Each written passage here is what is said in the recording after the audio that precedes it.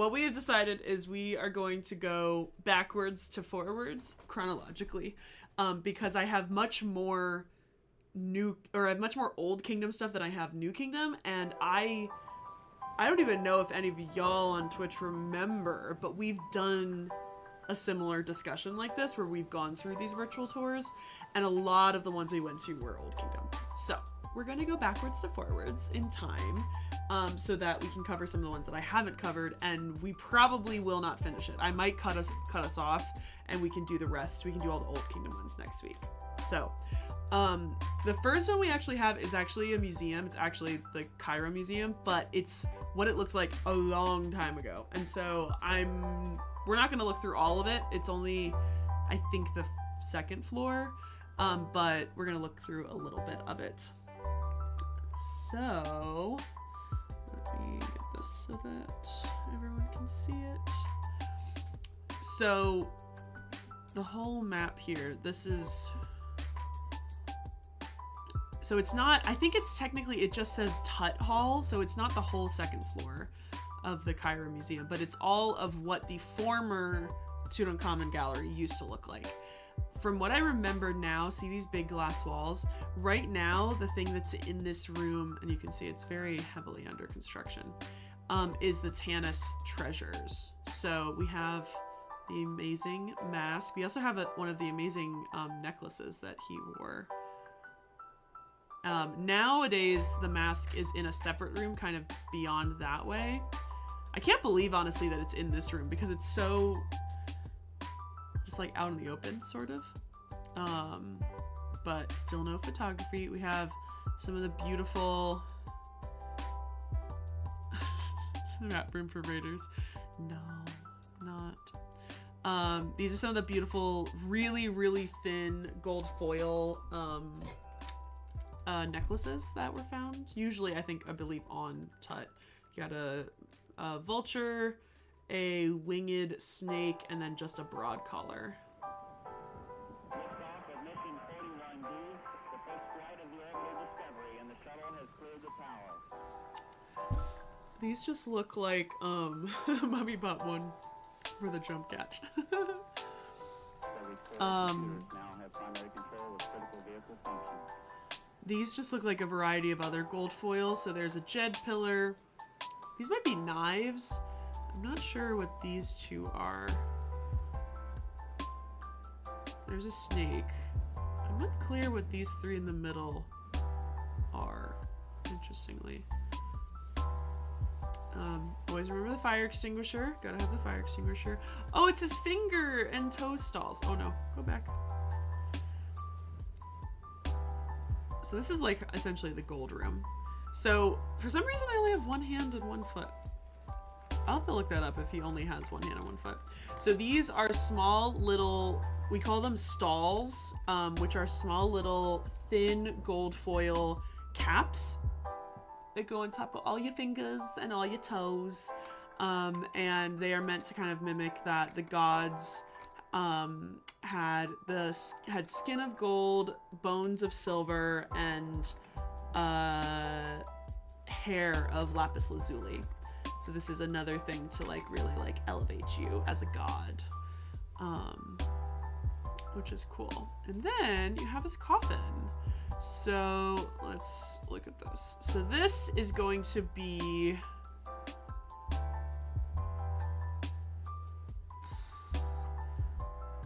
is this his inner coffin? I think this is the middle coffin. I think that's the exterior coffin. This is the middle coffin. I don't know where the other one is. Let me make sure.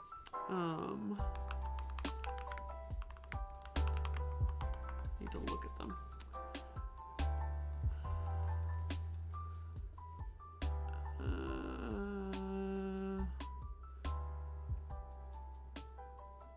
Here we go. No, that's not true. This thing. That's a really bad drawing. And that's not real. That's a replica. Okay, yeah. So this, there we go.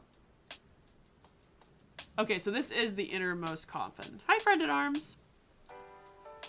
So the innermost coffin. Yeah, okay. We are looking through, we're looking through a ton of virtual tours that you can find online. First one we're doing is the Tut collection at the Cairo Museum, though this is all different now. But yeah, so this is his innermost coffin, this is his middle coffin, and it looks like the outer coffin is not here in this room, but it's probably somewhere else. So this, if I remember correctly, this is the solid gold coffin. Like actually solid gold. It's a beauty. I love how all of them have the crook and flail all like independent, like they're not stitched to the whole thing, they're all like independent and they hang over it. You can see here they have a little bit of plastic to keep this up, but like it's beautiful. Also, it's got the little handle. I don't know if that's real or if that is was added later. Let's back over here. You got more necklaces just to keep it going. You have another winged cobra, you have a falcon, and then another broad collar with two of the heads. Yeah, so this is what a solid gold coffin. And it took me, I really had to look it up again. And I was like, is it actually solid gold? Or is it gilded, which means it was made out of wood and a thin gold layer was attached to it? No. This one, I believe the innermost one is the solid coffin. I agree, friend at arms. His outermost coffin is more gold as well. Sorry. 3.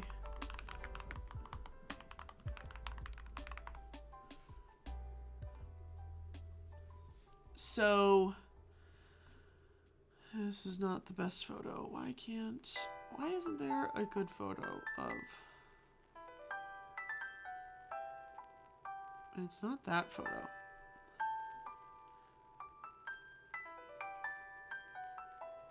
No, don't look at that. That's not real either.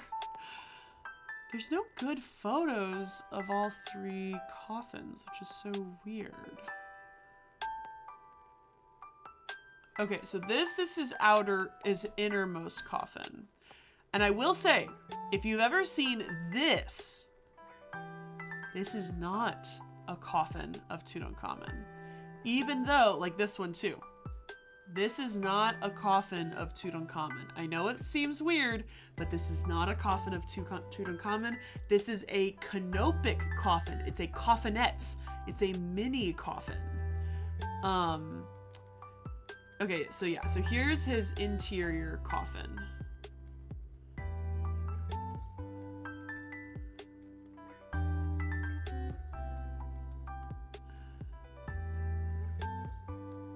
But the middle coffin has that pattern, is this one.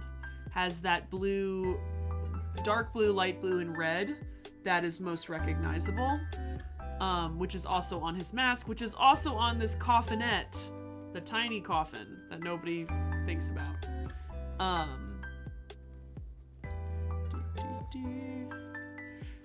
So, yes, these are, the feather pattern, yeah. So these are coffins, but these are placed in tombs, not necessarily like just in a thing in the ground, a hole in the ground. These are placed in tombs, which is what we're gonna look at today. So it's not that they're placed in, it's not as if they would get like buried in the ground.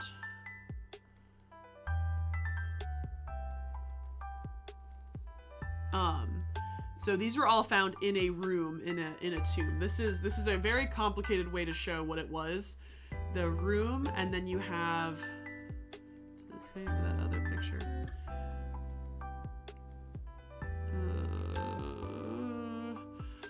You have 3 coffins. 3 coffins, a stone sarcophagi, and 4 shrines.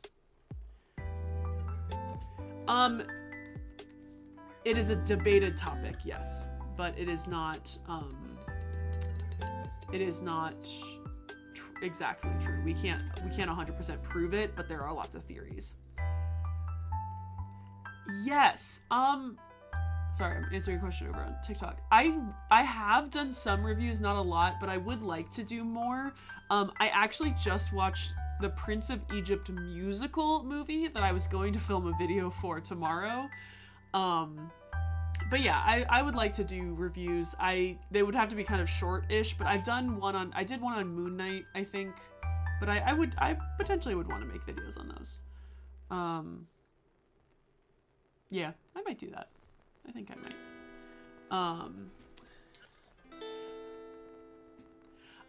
So when it comes to ancient Egypt, those casket's not usually the word that is used. It's not the same word that you would use now. That's kind of the thing. And I will say there are two main words that we Egyptologists use for these items. We either use coffin or sarcophagus. Now, I have heard conflicting responses as to what the differences between those are. In my mind, a sarcophagus, actually, see, I use them very interchangeably.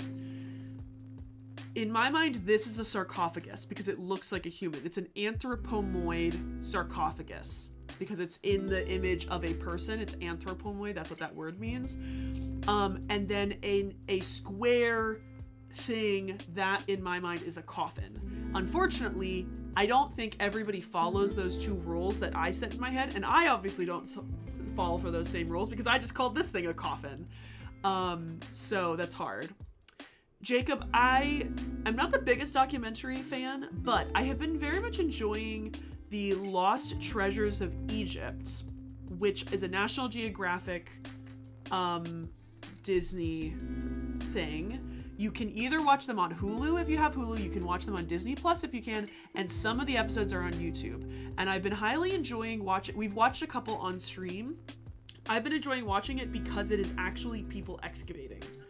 Granted, you have to kind of take it with a grain of salt that like they're excavating, they're discovering something, so they are kind of jumping to conclusions without doing like the backup research, but I really like watching that. And so far there's multiple seasons with some pretty good Egyptologists, some bad ones, but that's besides the point. And there's a new dog. There's an episode that has a dog I'm actually, that video is gonna come out soon too. Yeah, I really like that documentary. I was actually surprised. We watched one of them about Cleopatra, and I was very impressed with the amount of people, and that it's actually like they're excavating on the show. It's not just a documentary which is covering things that we've already seen before. Jacob, the other one that I really like is called Egypt. It's by BBC. It's 6 episodes. I have found most of them on YouTube, and it's like a documentary sort of historical fiction show. 2 episodes about Howard Carter discovering King Tut, 2 episodes about Jean-Francois Champollion translating hieroglyphs, and 2 episodes about Belzoni. And it's kind of a mix between documentary and reenacting. And I really like that one. The production's pretty good. I'm a dogologist. I am a dogologist.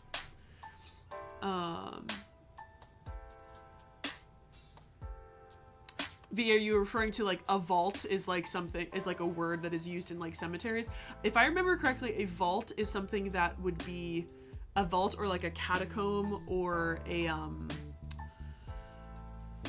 what's the above ground ones that they have,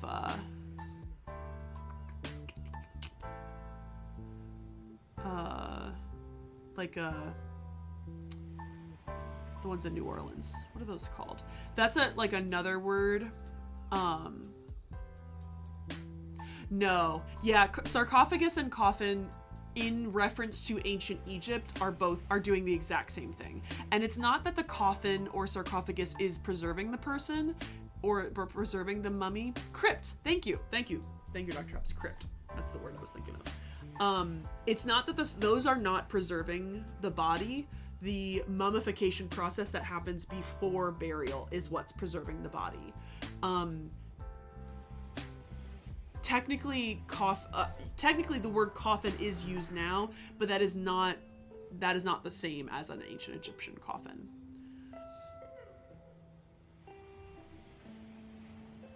Yes, yeah. So that's the standard nowadays, is you use the word coffin or casket.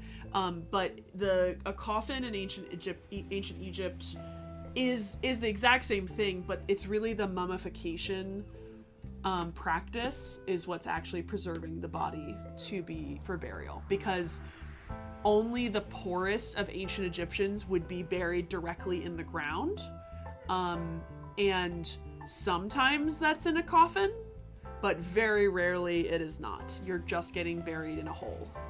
So you don't have a coffin, you don't have anything with you for like the poorest of poor people. And then you work your way up, and then maybe you'll have a coffin and you'll still be just buried in a hole. And sometimes you'll be buried in a tomb, which is an open air space that technically you seal off, but a person could walk in it, and multiple items can be put there besides the coffin. And we'll look at some tombs in ancient Egypt. So yeah, so this innermost coffin, the middle coffin, honestly, the one that looks the closest to the mask. Back to what Rimigeroods asked about if some of these were made for other people. There are a lot of theories. I'd have to look them up specifically, because one of the coffins doesn't fit inside of the other one correctly. I think it may be this one. Like, the foot thing was too tall. Like, the three coffins don't really fit together. Oh, thank you so much, Marky Mark. Thank you so much. We stream 3 times a week here on Twitch, along with all the other videos I post on TikTok. So I'm so glad you're here.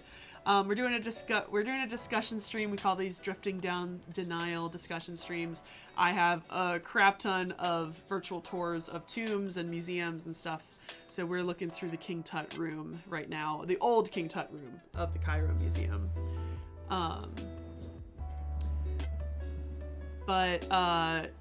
Yeah, so some of the coffins, I'd have to look up the specifics, but some of the coffins don't necessarily fit inside of each other, and had to have some adjustments.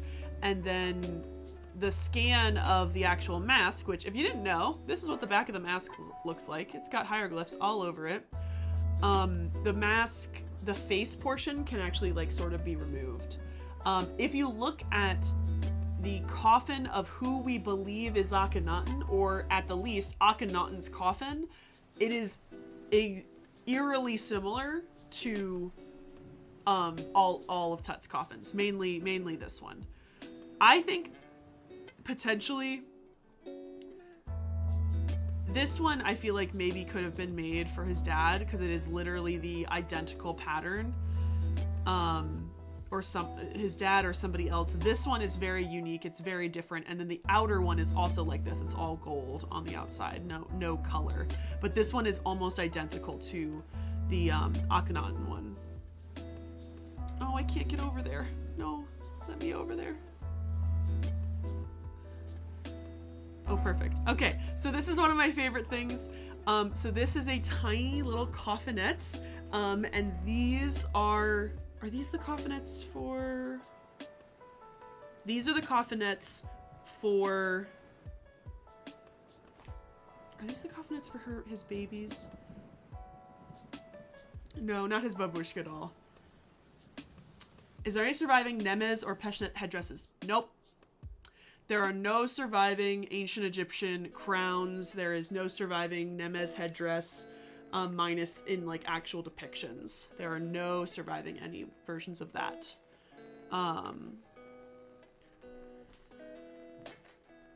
We do, V. We have quite a few, and some of the ones that we're going to look at today are kind of those. I won't say they're upper class. They're still upper class. We have plenty of ancient Egyptian burials from like the lowest of low classes. We don't have virtual tours because they're not tombs. They're just burials. Again, they're just holes in the copper and sand. Lots of sanding. They had a lot of sand they could use it for. Copper tools, sand. I don't know any of the deeper specifics beyond that, but they used what they had. I gotta look this one up. This is, I'm blanking on if this one is for the,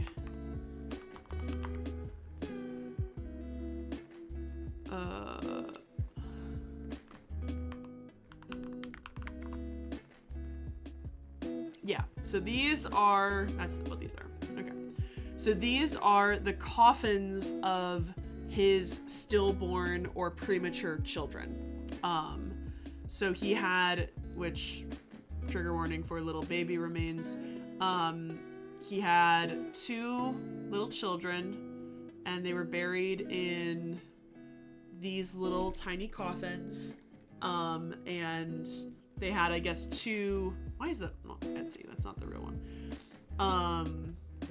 Here they are. This is a good picture. Open image. So they actually each had 2 coffins each, and one actually had a little mask on it. And then the little tiny fetuses. Anakin wouldn't have liked Egypt. It's so sand. It's so rough and coarse. Burns my skin. Hi, Nephthys. I was wondering if Ultra actually made out of gold or feathers, because sometimes it's portrayed as gold and sometimes it's brown. It's a definite possibility for either of those, to be honest. I would suspect gold for the most part, but I feel like it could have very easily been made with actual feathers. Isn't that lovely, Jacob? It's very rare. We don't have a lot of evidence of like premature burials, but like these were children of the king, and so they got their own little mini coffins and got buried with their dad, which is like really sweet and lovely. It would be interesting for people to be buried in, say, a shawl on which kind of vegetable remains. Oh, Tutankhamun had quite a few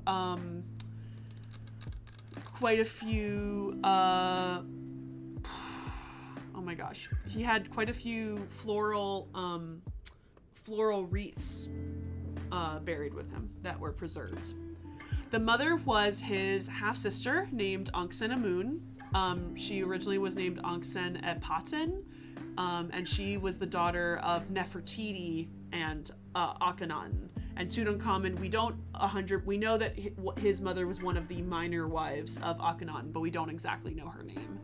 Unfortunately, people thought for a while it was a woman named Kia, but we don't really have any direct evidence that it was her. And now these coffinettes, which are the ones that you sometimes see, like this one, which sometimes you'll see these as the advertisement for, like, literally I have a big poster up here that says Tutankhamun, the Golden Age of the Pharaohs. That picture is not of his coffin. That is a picture of his coffinette. It's a picture of this one right here. And it's weird, and there was a guy on TikTok who made like a video that he's like, I feel like I've been scammed, and I'm like, no, you just didn't know that you have it.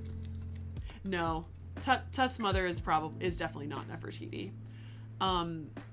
There is a very strange taboo where ancient Egyptian princes are never depicted. And so Tut is never, there are huge family scenes, multiple family scenes with Akhenaten, Nefertiti, and all of their daughters, and Tut is never pictured. And while yes, there is a taboo that princes are never really shown in artistic depictions, Amarna broke all of those standards, and so I would expect him to be in these family groups, and he is not there. Some would have designs, but the vast majority are going to be straight up linen. And honestly, not even that white, like tannish linen. There are some patterns. We don't have a lot of examples, but they did embroidery, and the rich would have dyes, but a lot of it is going to be a gauzy linen. Yeah. Sorry, scrolling back, getting all these questions. Yeah. With one of the theories of why there is no Nemes headdress or a red or a white crown that is preserved is because people think that they might have been made out of organic materials that do not survive. On the other hand, I lean more towards they were maybe ritually burned or they were passed down from generation to generation. I like the ritually burned. I know we don't have any writing of that, but that, in my mind, is a better explanation for why we have none of them preserved. And I feel like some of those crowns might also fall into that as well. I think the fret of the top book. Oh yeah, I think that same thing, Baha. I think that exactly. That's. Did I give you the? Is that the 79? Is that this one? This, if it's this one, this is the mask. Yeah. If it's this one, this is the mask. Yeah. So this one is the mask, I know, but there are other ones where. Oh look. Here's the coffinette. I don't think soon, Jacob. I have told myself that I can't go back to Egypt until sorry, I'm tucking it back in all my King Tut stuff. I'm probably not going to go back to Egypt until at least the Grand Egyptian Museum is open. The time they are saying is July. I do not want to go in July. It's going to be really hot. So I'm hoping maybe I can go next year in like maybe January, February. It would be a much shorter trip, I think. They have said yes. They said well, I am very cautious about it. Somebody said it's July 3rd, 2025. I don't think it is. I think it's something different. I think the Ministry of Antiquities has not announced that date. It's like, I don't know who has announced that date, but it's not anybody sort of official. It's just that date's been thrown around a couple times. So those coffinettes, those are for his organs. And then you also they have 2 different crooks and 1 flail as well. Oh my god, some of the beautiful jewelry. Oh, come on, go back. Go back a little bit. Some of the absolutely beautiful jewelry. Huge scarab pectorals, which are like really big necklaces that kind of sit on your pecs and stuff.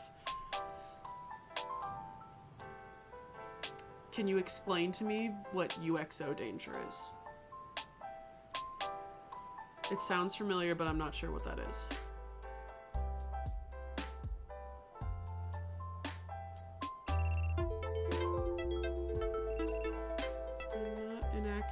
I'm just not touching the chat. I am here. Don't do this to me. Oh, okay. In Egypt itself, those are not really a thing. I honestly have no idea. In Egypt, those are not nearly a thing. I am sure there are people who are in areas that have that, but I would not know. I would not know what countries those even appear in. But yeah, in Egypt, that is not not really a thing. Do you know why Egyptian reconstruction depict the gods? All Egyptian temples were painted very, very brightly, plastered and painted very brightly. The temples that you see now, the vast majority of the color is gone. They are all supposed to be blindingly white and colorful, like very colorful, like gaudy colorful. The Met's done a really good job because you can see what the colors would have looked like. I wish I could zoom in on those more, but it's kind of hard to see. But more jewelry, bracelets. I love these old cases. Nobody else oh, I can't get over there. Well, it's no fun. More bracelets. He had bracelets up his entire arms and stuff. Yeah, I have not heard really anything like that in Egypt. I know the Sinai Peninsula is dangerous, but not really on this side. Oh look, it's his meteorite dagger. It's that one right there, I think. could be that one, but I think it's that one. So more necklaces, his dagger. Oh, his crown. This is one of the crowns.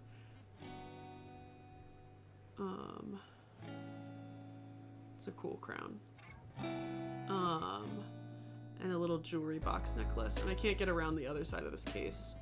But I can go back out here. All right, okay. We got so much stuff down here, so let's keep going. This is all Tutankhamun stuff. There's a Khopesh sword. Can I get closer? I cannot see what else is in here, but I'm assuming it's a staff of some sort. All right, let's just go to the end of the hallway and then come on back. Oh, we can't go over there. Well, you have one of his beautiful guardian figurines. Oh, it's this chair! It's his chair, it's his chair. Oh, I can't go in the front! Okay. Hi, Nephthys. Ask your question. Ask away. This is his beautiful, beautiful chair. There we have his name. This is Tut Ankh Amun. This is also his step stool, which I love. It's has the, what does it have? 6 enemies on here, or this, it's usually called the 9 bows, but it's actually like, it's supposed to be, it's 6 in this case. And here it is. What it is that every single time he steps on his throne and he steps on this step stool, he is crushing the enemies. It's very symbolic and very funny, to be honest.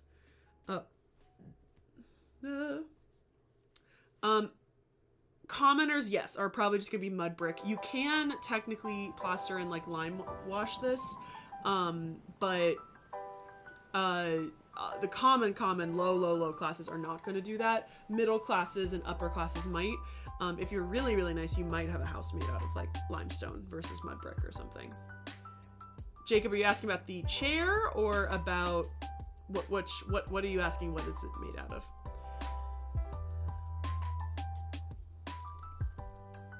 Ooh, you used a Khopesh? Cool.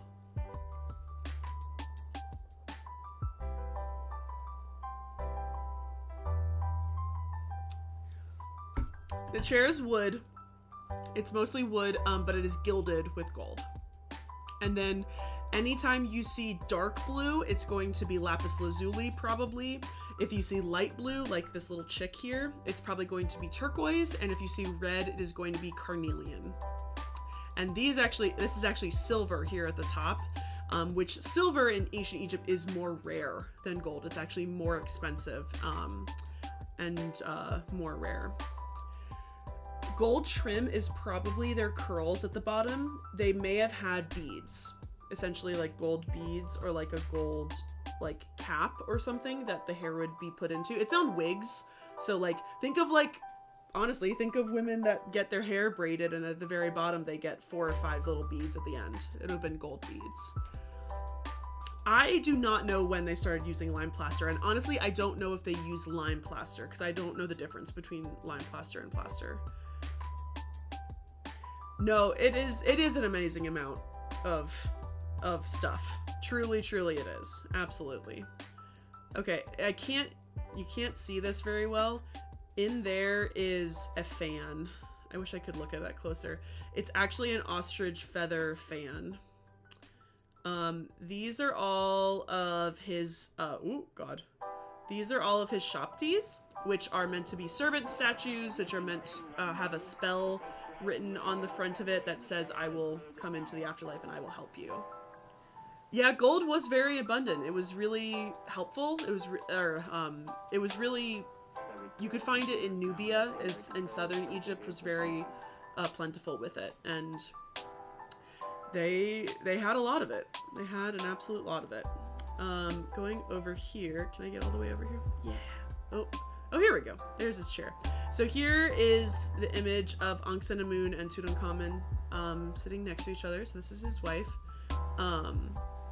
Yeah, Nephthys, sometimes you have to remember that their art is idealistic, so they're going to make it look as nice as possible. So that does not mean that it's going to be accurate all the time. So sometimes things won't make sense, but most of the time you can kind of guess what it is, especially something like that.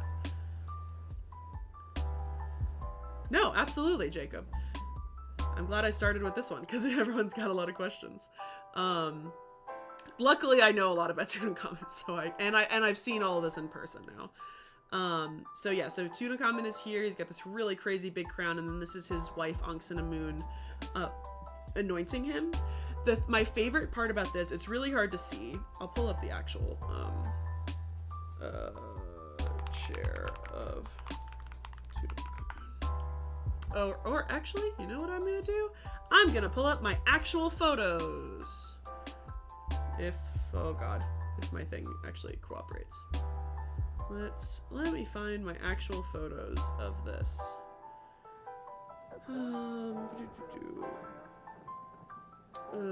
Egypt pictures, Cairo Museum, Tutankhamun.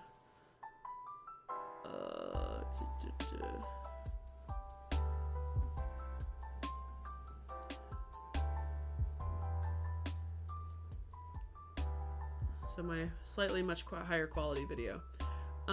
So you can see Tutankhamun here and his wife / half sister.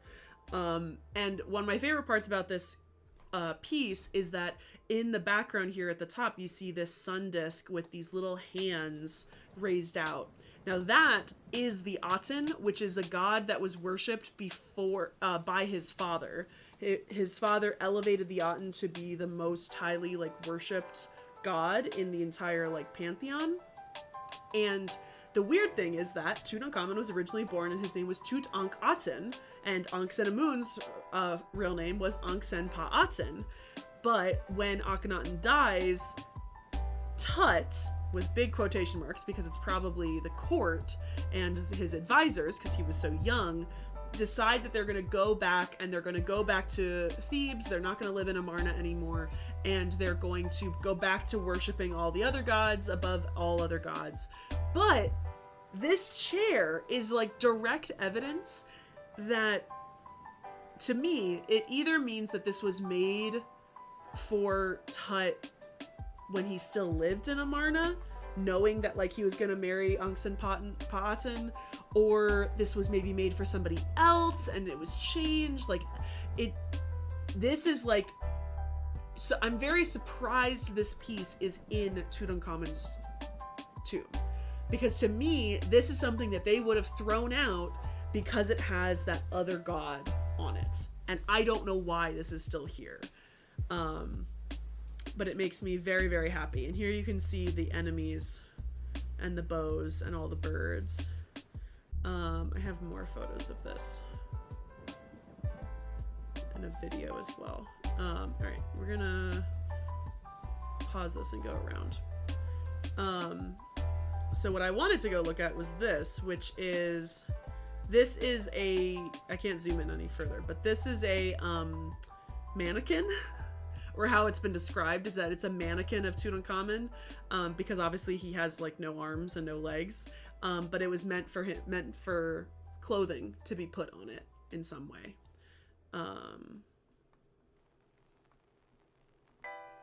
Okay, so they may have had, I will say they may have had lime plaster, but there's also not a lot of volcanic activity in Egypt, so I actually kind of might doubt that.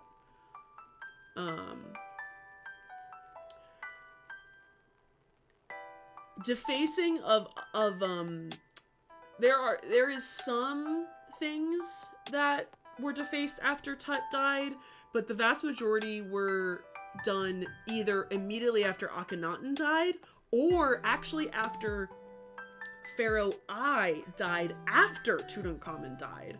And even though I still was going along with everything's normal, the pharaoh after Horemheb, he said, okay, we're kind of wiping these 3 pharaohs off the face of the planet. So a lot of stuff got wiped after that. Yes, and there were multiple rounds of it, but Horemheb was one of the main guys who kind of went around and did that. Thank you so much, Unladylike. I know, man. That's what I do. That's what I love. I want to do this, and I'm so glad I do.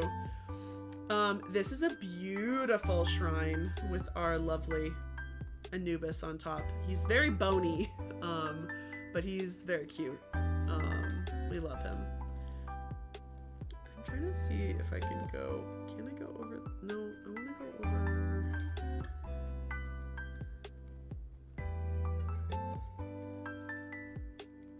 I don't think I can go over there.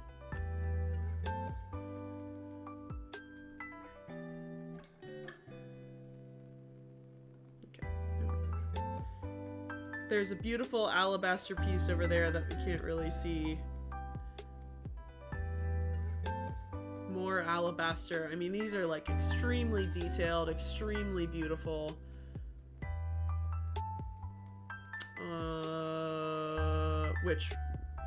What left? Are you talking about this? Please don't ask me about this.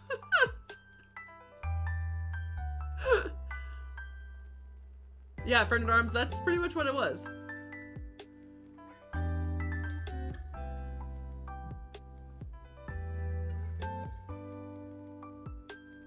And I feel bad I can't. If you're talking about this, these are fetishes, and I don't know what they are.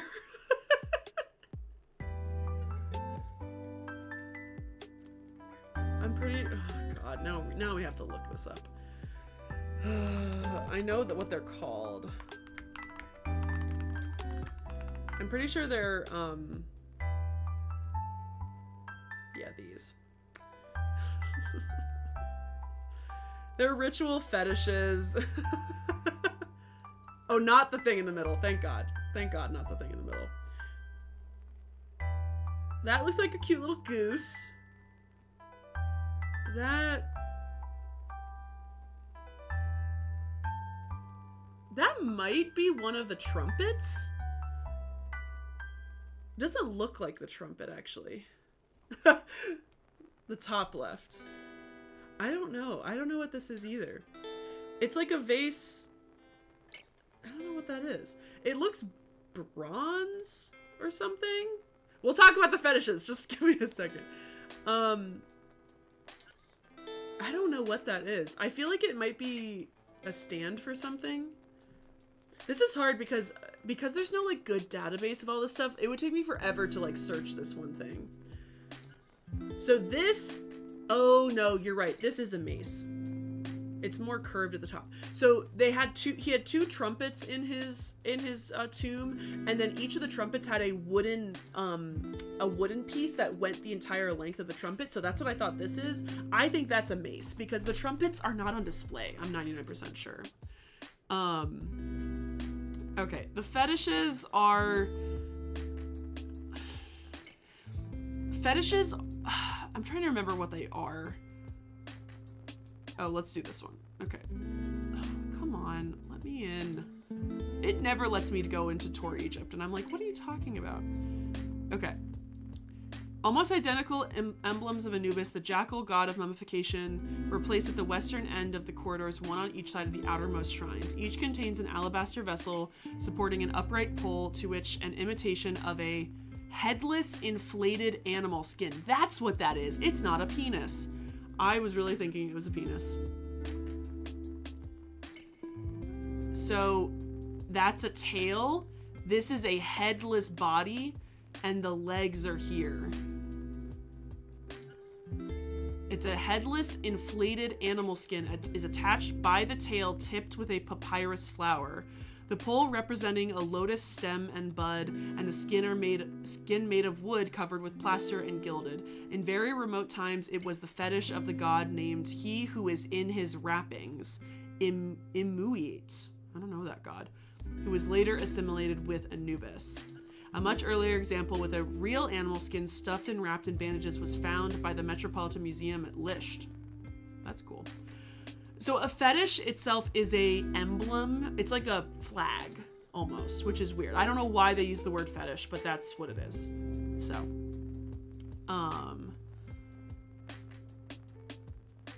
yeah, sort of. I think that's what it is. Something like that. There's the alabaster. Here's his canopic shrine, also made of alabaster with a little thing. And then he's got these nice little alabaster tops. There's more alabaster pieces in the back there. I don't think I can go over there. More alabaster. Look at the little goat. Oh, look, this has dogs on it. See? There's some dogs here that are attacking. I have to put that into my system. I don't think I have that in there. This little canopic thing, this went inside of this big shrine, which is guarded by 4 goddesses on either side.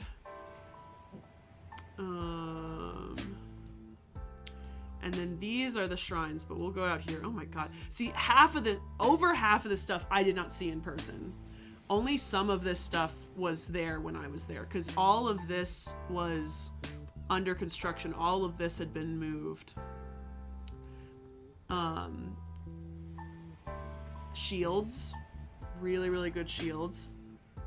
They had to disassemble it, and they also had to destroy portions of the wall of Tutankhamun. Of the wall of the burial chamber had to be disassembled, and it's permanently gone. They permanently destroyed it, which sucks. But they had to do that. Okay, so there's a couple other mummies over here, but we're gonna focus on the Tutankhamun stuff. Boxes and boxes and boxes. So many boxes. All full of a variety of things. Got, oh my god, how many Scribble palettes does one person need? 1, 2, 3, 4, 5, 6, 7. You need 7 Scribble palettes. Yeah, I think that's what these are. I think they're shields. It could be part of his chariot, but I think those are shields. I've never seen those before, actually. But how many boxes can one man have? So many. A bed. How many beds can one man have? 1, 2, 3. He's got 3 beds. Or beers is the fancy word sometimes they use. Oh my god, and then all of his golden statues, which some of these are the things that got stolen. So here's the harpooning. I don't recognize these ones. Wait, are these the magic bricks? No, I don't know what these are. They might be other shopties. I'm not really sure. I didn't want to go through there. There's one up here that's supposed to be his shadow.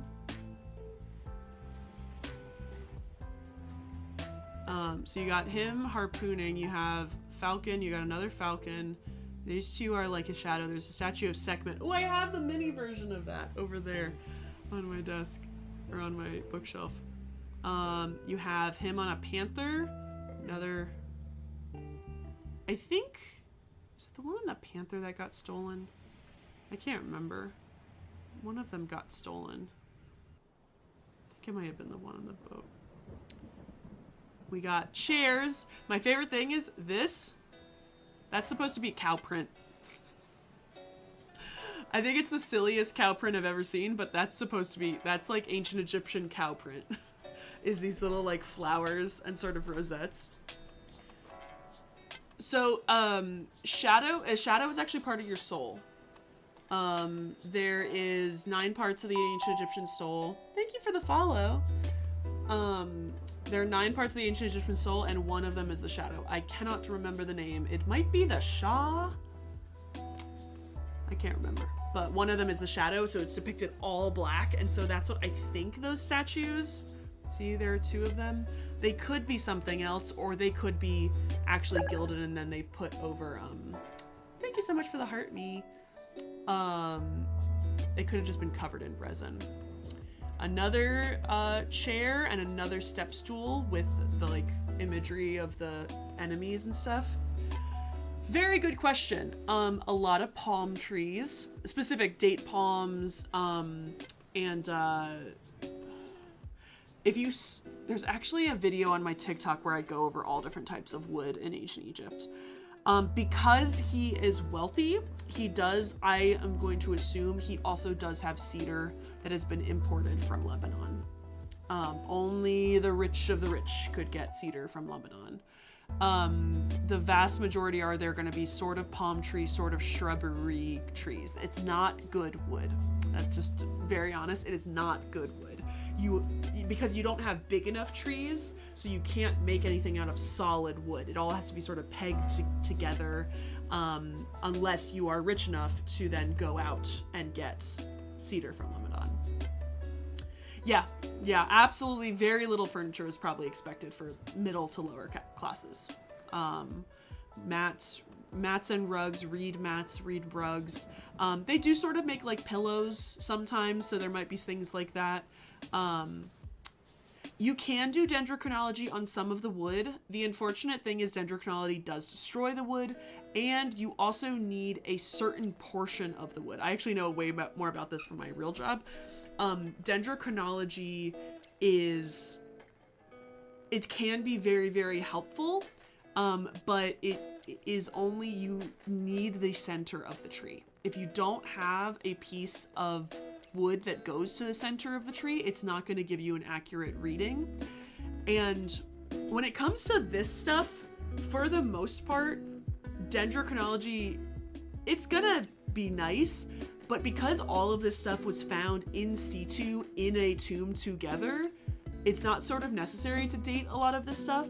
If we found something else, we found it in a tomb that doesn't have any other dates, like all of that, that would be more helpful. Wasting it on this would kind of be wasteful in my opinion, because we already know, like we know when this guy died, very, very close to the year. So we also have this chair, I can't zoom closer, but this one has been plastered white, so you can see it there. What's back over here? Oh, boats. So many boats. Oh my god, I didn't see these weren't there last time. So boats were made out of reeds, but they did have wooden boats. The very, very wealthy did have wooden boats, but again, barges. Very, very expensive, very fancy. Only the select have those. Very curvy boats. This is my favorite box. This has so many dogs on it. On either side of the bottom portion, it's Tutankhamun on a chariot fighting a nation. So like the Nubians or the Libyans or something. And there are dogs attacking the enemies. And then on the lid on either side is Tutankhamun in a chariot attacking the animal world. So in one, it's all lions, and the other ones, there's like ostriches and oryxes and antelopes and stuff. And there are more dogs in here. So I just posted a video on TikTok about the lid of it, but I also have to do a separate video about the bottom. I have not watched the Mr. Beast pyramid video. It's something that it's on my list to watch, and probably make a video on. My favorite things. Oh, I didn't see that one. Okay, so this is a board game. This is called Senate. I did a whole paper on this one. I know way too much about Senate. This is a miniature one, which is my favorite one, but I didn't see this one when I was there. They only had these two in the case. That one's so pretty. That has so many different sides. Also, that's not set up for Senate at all. Neither are those. I mean, it could be set up for Senate, but it doesn't look like it's set up for Senate. But there's a couple knuckle bones, and then there are a couple casting sticks, which, like, as it is, there are no casting sticks. Very little casting sticks have ever been discovered. And these ones are not, Oh, you made a Hounds and Jackals? Yeah, that one's a little different, but I love Hounds and Jackals too. That's a cool one also. There's also this, hello. Okay, it's not letting me go over there. Are these other fetishes? I think these are, and they're in like little shrines. Yeah. All right, now these are the big boy shrines. So, sorry, we're scrolling all the way back here. So all of these are the actual shrines, and each one of them would be inside of each other, just like a big Russian dolls. So this is the inner shrine. These are all also getting all restored for this for the new museum. So they're going to be absolutely gorgeous. Looks like Khnum, maybe Sekhmet, Sobek, and why am I blanking? Oh, I guess maybe Khnum again. They all are holding knives though, so those might be demons. They might be separate. There's Isis and Nephthys. I can see that. Isis based on her crown and Nephthys over there.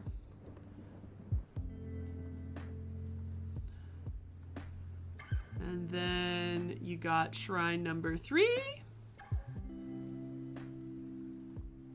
Which, like, if you can see how big this is massive. This is not meant, like, this room is not big enough, technically, for people to really go around this. And I didn't see any of these. All of these shrines, by the time I went and saw it last year, they've all been sent to the brand new Conservation Institute of the Gem. Heal, that's a very good question. So, conservation, I don't know the very specifics because it is technically much more of a scientific field than like what I do. It's technically chemistry. Like you can be a chemist and you can become a conservationist. And it's different also than conservation of like trees and animals, just so everyone knows that. Art conservation is specific. So the one rule with conservation is that you have to, all of the things that you do to change a piece of art have to be reversible. And that is mainly for the reason that if in the future some better technology, some better technique comes along, you have to be able to reverse your progress, or a future conservationist has to be able to reverse your process without damaging it to then do this new technique. So that is like the one kind of overall arching thing. For things like this, a lot of it is going to be cleaning because it is gilded, and a lot of it is going to be kind of cleaning and shoring up this because a lot of it is wood and you want to make sure that the wood is in good condition and stuff. And because it's gilding, it is up to the opinion of them to really see if they are going to add more gilding in places where it's missing, or if they are going to choose not to. Like it's up to sort of the discretion of like the conservator and like the organization that is conserving it. Most of this is in very, very good condition. It's like you can see like there's a crack here, so they would have to use some sort of, probably a resin that would be able to be dissolved and stuff. I know I could never be a conservationist. I really think I would freak out. I don't think I have the stamina to be able to do it. Yeah, polyethylene glycol. So polyethylene glycol might be used in a lot of these cases because polyethylene glycol is again, the one thing that I know because I use it. I don't use it in work, but I talk about it in work.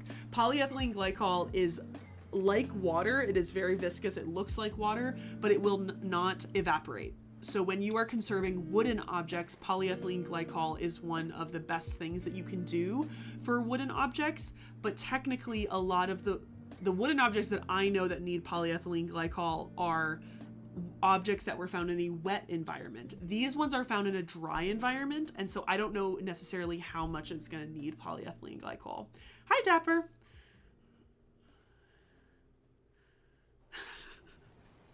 You did hear that they did just find like a new tomb, like they found it like 2 years ago, but they just announced that they found like a new pharaoh's tomb, right?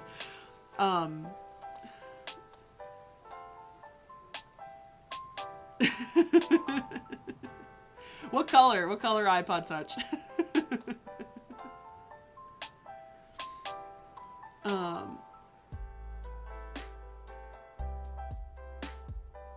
Do I know if they have transcriptions for all of these, or if, or do I know that they do have those? It was one of those U2 ones. Oh my god. So here is the final big shrine, the big bad one, which when you look has the beautiful Isis knot and Jed pillar. jed pillar design. The jed pillar is meant for stability. It's meant to be Osiris's spine, and the Isis knot is like a special knot of fabric, which is cool. I guess, I don't know. So I didn't realize this until I just saw a picture. Is that picture still up here? Where did that picture go? There was a picture that I didn't realize.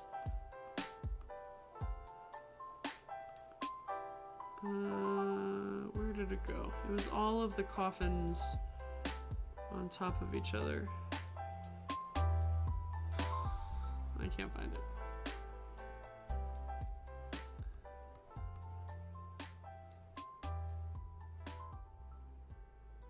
Oh, this. So I don't know why I never knew this.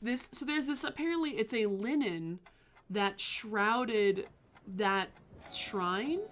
And I guess that's like, this is obviously a recreation of what it would have looked like. And this is that actual piece of that fabric, which is so cool. I've never seen that before.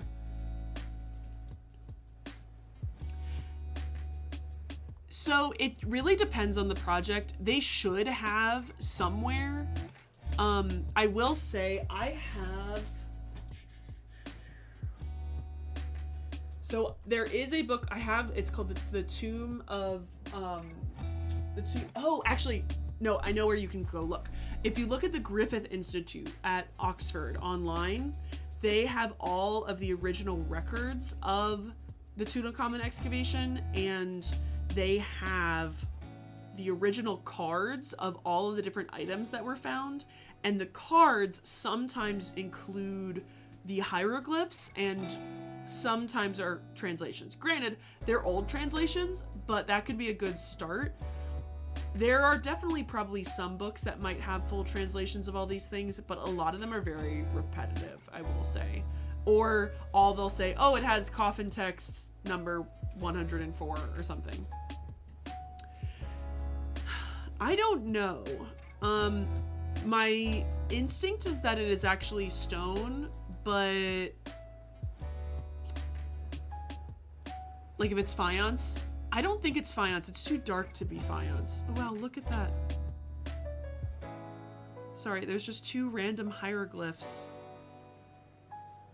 Like, I don't know, it looks like they're Sharpied on up there. But yeah, I'm not sure what this blue is. It's got a weird spotted speckled color, so I'm not 100% sure. I have seen the Rosetta Stone in person. I studied abroad in England for a year, or for a semester. So I went to the British Museum. It could be faience. I just don't. Faience is usually more a tealish color than this darker blue. It's like that color, but I'm not sure. I'd have to look deeper. All right, I think, is this everything? I think this is everything for Tutankhamun. Because it doesn't continue. All right, so that was that was what the Tutankhamun exhibition used to look like in the original Cairo Museum. It is now very, very different. At the moment, there's another room. At the moment, this is full of a Griffith exhibit, or Griffith Archive sponsored exhibit with original photos and drawings of the excavation. This is full of the Tanis treasures, which is what is going to get replaced into this area. This was totally open when I was there last year. This had King Tut stuff, this had King Tut stuff, and then there was a room here that had the mask, 2 of the coffins, and a lot of the jewelry. All of this stuff is going to be transferred to the Grand Egyptian Museum fairly soon, and I won't be surprised if they announce that they're going to do it, or if they do one of those parades like they did for the mummies, because people are, like, I hate to say this, tourists might riot if they go into the Cairo Museum and the Tutankhamun stuff is not going to be there. And so, yes. So I think it's over here. I think it's this one. So there are two. I think it's that one in the back. Did I see it? So I couldn't take pictures, I will say, I'll show you my other pictures.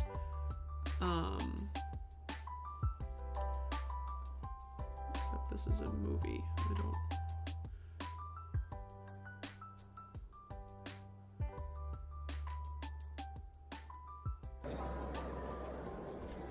This is that Griffith archive. That's the room in the middle there, where all the artifacts are, all like the stuff, special stuff. And as you can see, this is looking down that hallway. There's practically nothing in here because a lot of the stuff had already been moved. And this was about a year ago. Beautiful, beautiful statue. There are two of these.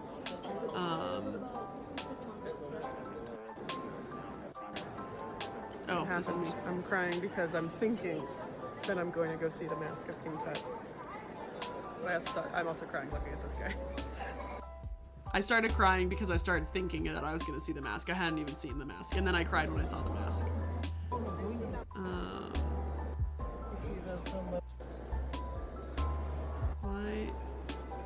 Why is this skipping over all of the photos? I want to look. The one thing he has that's consistent is he has a very consistent style, I find. It's very funny, Melissa. Stop talking. No! Where's my mouse? There we go. Here's a close-up of this, of the box that I took. Look at the dogs! Look at the dogs! They're so cute. Why didn't I not use these on my recent video that I just made? More dogs. More dogs. Dogs. Oh, here's his feather that I was telling you guys about. This is an ostrich feather. Why can't I zoom in on this? Okay, here we go. It's an ostrich feather fan, and the feathers are still preserved, which is amazing. Popped up with a memory showing photo taken of Tut's tomb before anything was moved. Oh yeah, absolutely. I love the handle. This was just like, I was like, what is that? Oh, I was sneaking photos. See, they were doing conservation. This is the shrine, the Canopic shrine, and they had it covered with white paper on one side, and I took a picture because there are these two syringes. They were literally probably doing conservation after hours. I was taking these sneaky photos, and then the other half of it had this on it, but then you could still see it on this side. You can see the conservation of the different colors. That's probably alabaster. Anything that bright white is probably alabaster. Because so much of his tomb is full of alabaster. What was I gonna show you guys? I cannot remember. Oh, I love this. This is his mannequin. And his shoes. Again, the shoes have images of his enemies, so that every single time he takes a step in his sandals, he will crush them.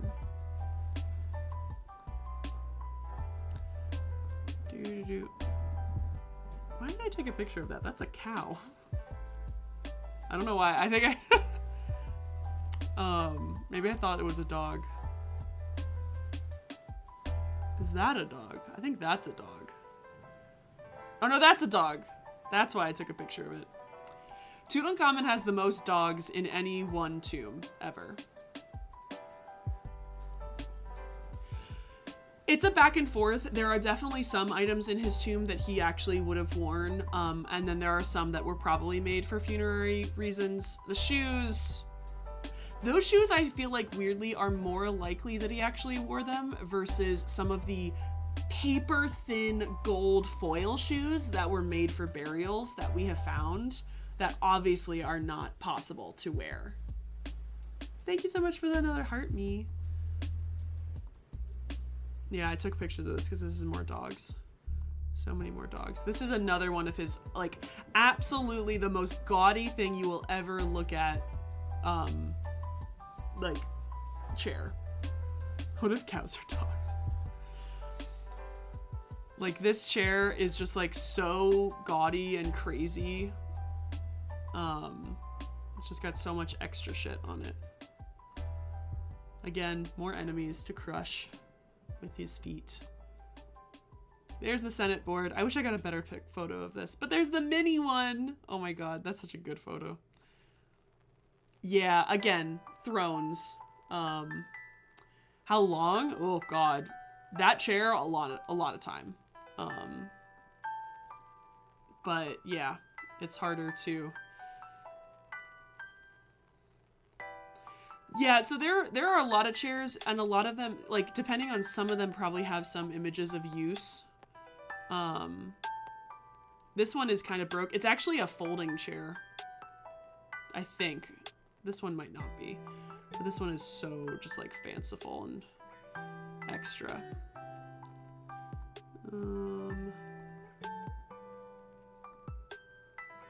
So these are my secret shots of the mask. You're not allowed to take pictures in this room, but these are the secret shots that I took. Because I realized when I went into the room and I looked back to the door, I realized that you could briefly see it, and so I took a couple tiny shots of the mask in this video of, like, totally. Yeah, Baha, we've played it sometimes. I was taking all these little videos. Okay, so, sorry. All right, we're done. Feel free, you can still ask me questions about Tutankhamun, but we are going to look at, I'm gonna save that one for later, and I'm gonna save that one for later. We're gonna look at the Tomb of Nefertari next. We are going backwards in time. So the other ones that I have, which we're gonna do more virtual tours next week. So the one that I have is the Nilometer, which I have to do some research on the Nilometer, but it is sort of ancient, but sort of not, but it's kind of cool. And then I also have one for the Carter House, which is Howard Carter's house, that you can go into. It was not that fun. Like, I went into it, I'll never have to go do it again. But we're gonna do Nefertari next. Didn't Napoleon actually go into the Great Pyramid? That is a very good question. I don't know if he did, because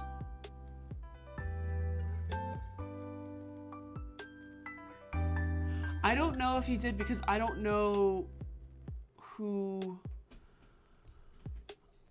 I don't know when the interior portion of the tomb was accessible. Wow, you stumped me on that one. I do not know. He went to it, but did he go inside of it? I do not know.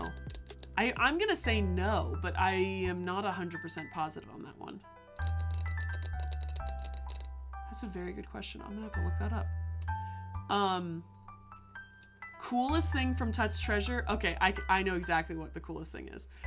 My favorite thing, and arguably I'm gonna say the coolest thing in Tut's tomb, is that there was another small little sarcophagus, very small, and inside this sarcophagus was a piece of hair with a label saying that it was the hair of Queen Tia, Tut's grandmother. That by far is one of the most amazing things that you could ever find in a tomb, because it is so personal. Like, it moves all weights and bounds, that it is so personal that somebody would have in your tomb. Like, everything else that, when you look at ancient Egyptian tombs, a lot of the stuff seems very impersonal. It seems very practical, because that's the things you needed. Like, the whole point of mummification and burial is so that you have everything that you need in the afterlife. So everything in the tomb better be practical. but that item, that soul item, is just like the most amazing thing I've ever imagined. And the other thing is, Queen Ta died. I don't know if she died before Tut was born, but she died before he died. So this is not like the grandmother is still living, and so she is going to place this in the tomb for him. This is like she's a lot like she was dead, and somebody got her hair from somewhere, and like in my mind, this is either Akhenaten or like Tutankhamun when he was a kid watched his grandmother die and he took some of her hair. Like the story behind it is just like, how does that work? And I want to know so much more. Yeah, that is probably my favorite thing. On another side thing, he had over 100 canes. He had so many canes. I always think it's funny because people are like, he didn't have a club foot. And I'm like, he had something wrong. I love his cane. He has so many canes. So many. Yeah. Not even a sip. No, exactly. His grandmother's. It's just wild. It's wild to me. That he went in and came out as white as sheet. Yeah, I would have to, I'm gonna have to look that up, Dapper, because I have a feeling it was not, the interior chambers were not accessible at the time. I'm not 100% sure, but I'm...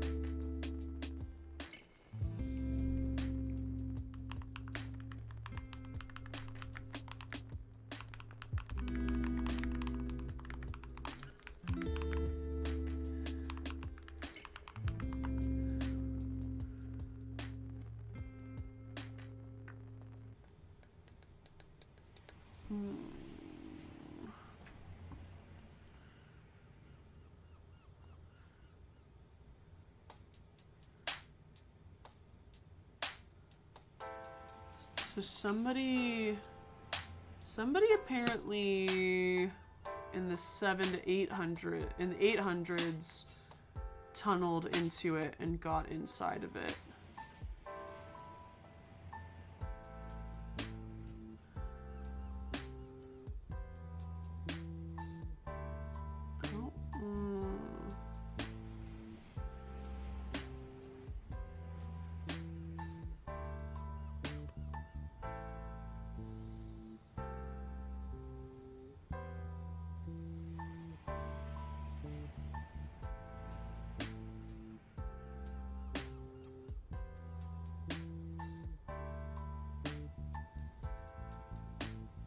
So that's the other thing, is when you go into the pyramid, you go into the robbers tunnel. Like that's the original entrance, and then this is the robbers tunnel.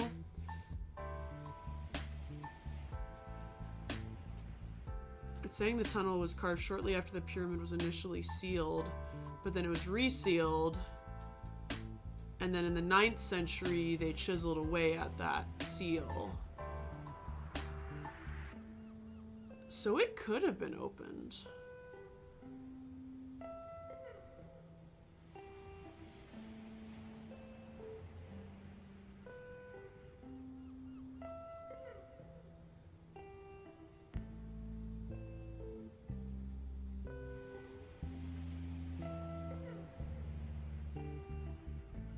I don't know. I'm thinking it possibly could have been opened. I'm not 100% sure.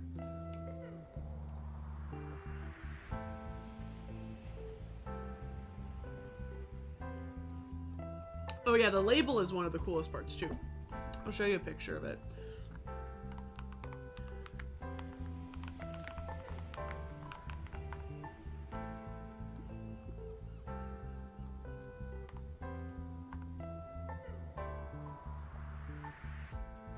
Here it is.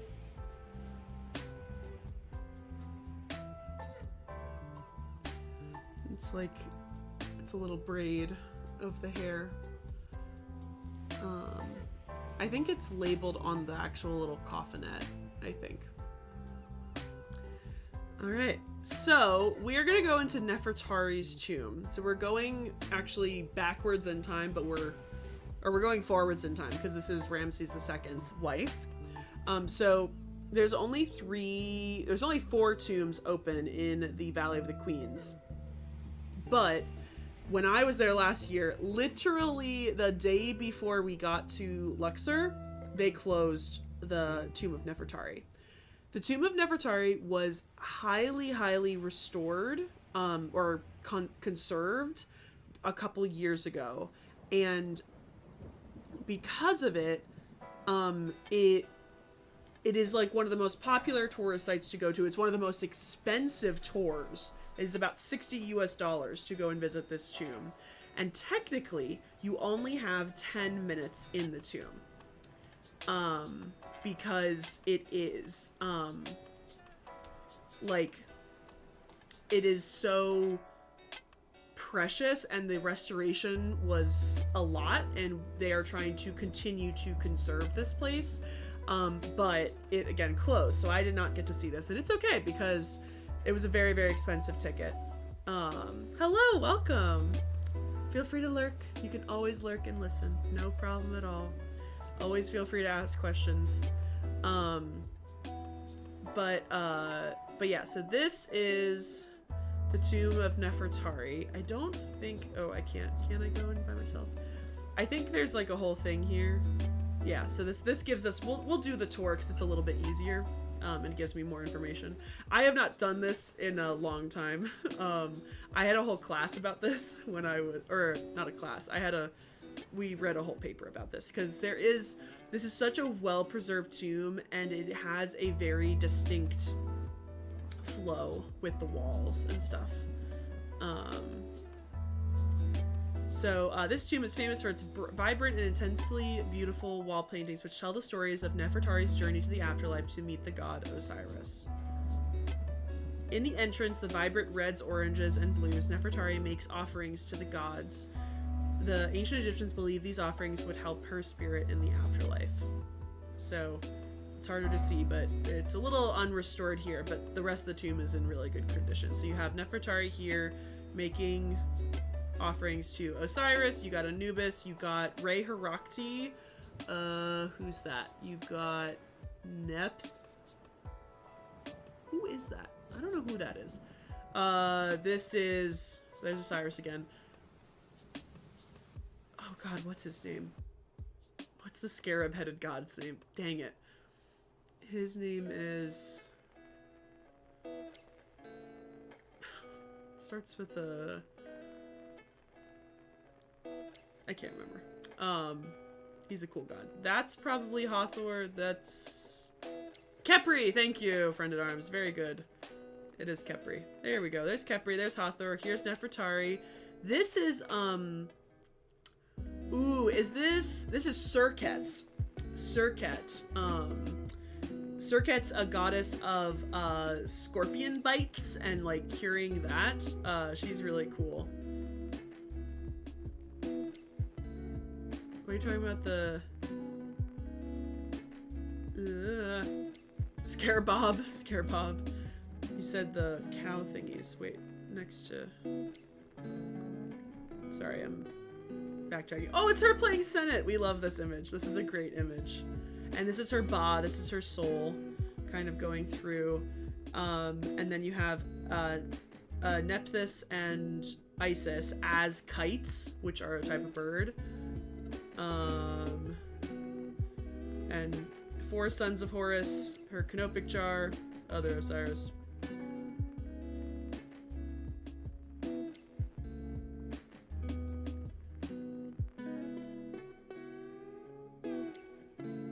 This Osiris or the one in the other room? Isn't the ceiling amazing? I call these starfish stars because they are stars. It's supposed to be the sky. Like, it's supposed to be Nut, the goddess of the sky. It is supposed to be her body you are looking at above. And she is blue with these stars all over. But I call them starfish stars because they just look a little bit like starfish stars. The left. We'll go into that room in a second. I don't think that's what it looks like, but, oh, here we go. Above us, the ceiling is painted with the golden stars and the deep blue twilight sky, which transforms the space into the netherworld. Behind us, we find Nefertari playing a game of an ancient Egyptian game called Senate, which frees her spirit to journey in the afterworld from her tomb. You can see that she wears a long red sash where she's painted throughout the tomb. She is depicted making offerings and worship to the gods and goddesses as a part of her journey to the netherworld, to be transformed by Osiris, who you see on the left here. Oh, here. Yes, this one. I missed this guy. Yeah. There, you're right. Here are the fetishes. Exactly. If you look, these are exactly like the ones that are in Tutankhamun's tomb, which is amazing. And what you see here is that's the cow pattern that we talked about. So it's like the pelt of a cat. It's a headless cow pelt. But it is exactly like it. It has the little square vase, and then it has the long staff, and then, yeah, sorry Neptus, I missed this Osiris. I thought you were talking about this Osiris back here. But yeah, you're exactly right, and they look exactly like the ones in Tutankhamun's tomb, which tells us that, like, Tutankhamun's tomb is the prime perfect example of what an ancient Egyptian tomb of a pharaoh could look like. And so when you look at Tutankhamun's tomb, you can expect that other pharaohs' tombs were that amazing, if not 12 times more amazing, because of the size of Tutankhamun's tomb in comparison with how you'll see how big this tomb is. Currently, probably the space we are in here is probably almost the entirety of Tutankhamun's tomb, like cut off here. That's as big as Tutankhamun's tomb is in comparison to all the other tombs in the Valley of the Kings. So the writings throughout the tomb were taken from the Book of the Dead as spells to help Nefertari's passage to the afterlife. I love this image. This is one of my favorite ones of Nefertari being held by the gods. That actually that's Horus, that's Re-Herakti. Which one is this? I don't know what goddess that is. This symbol is familiar to me, but I'm totally blanking on what goddess that is. Ray, hair,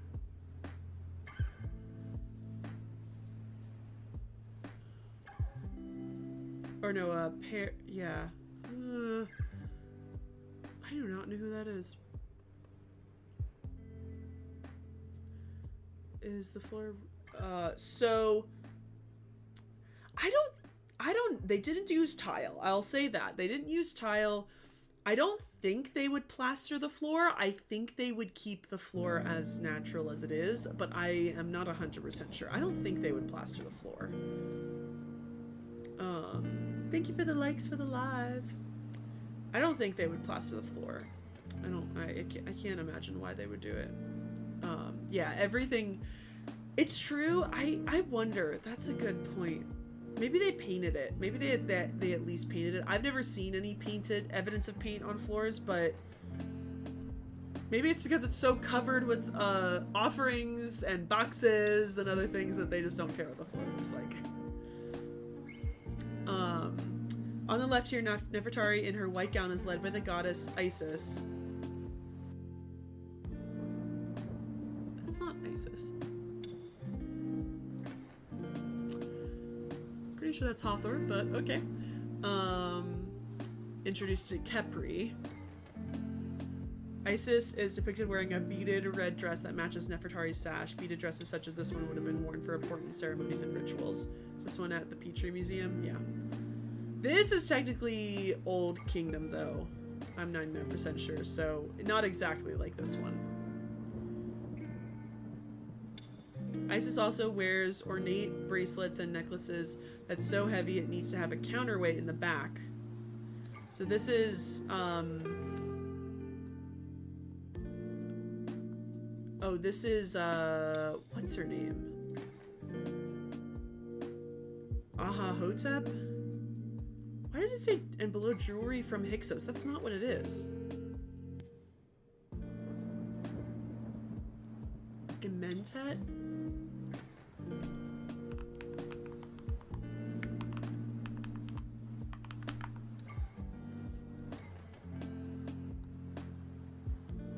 Imentet.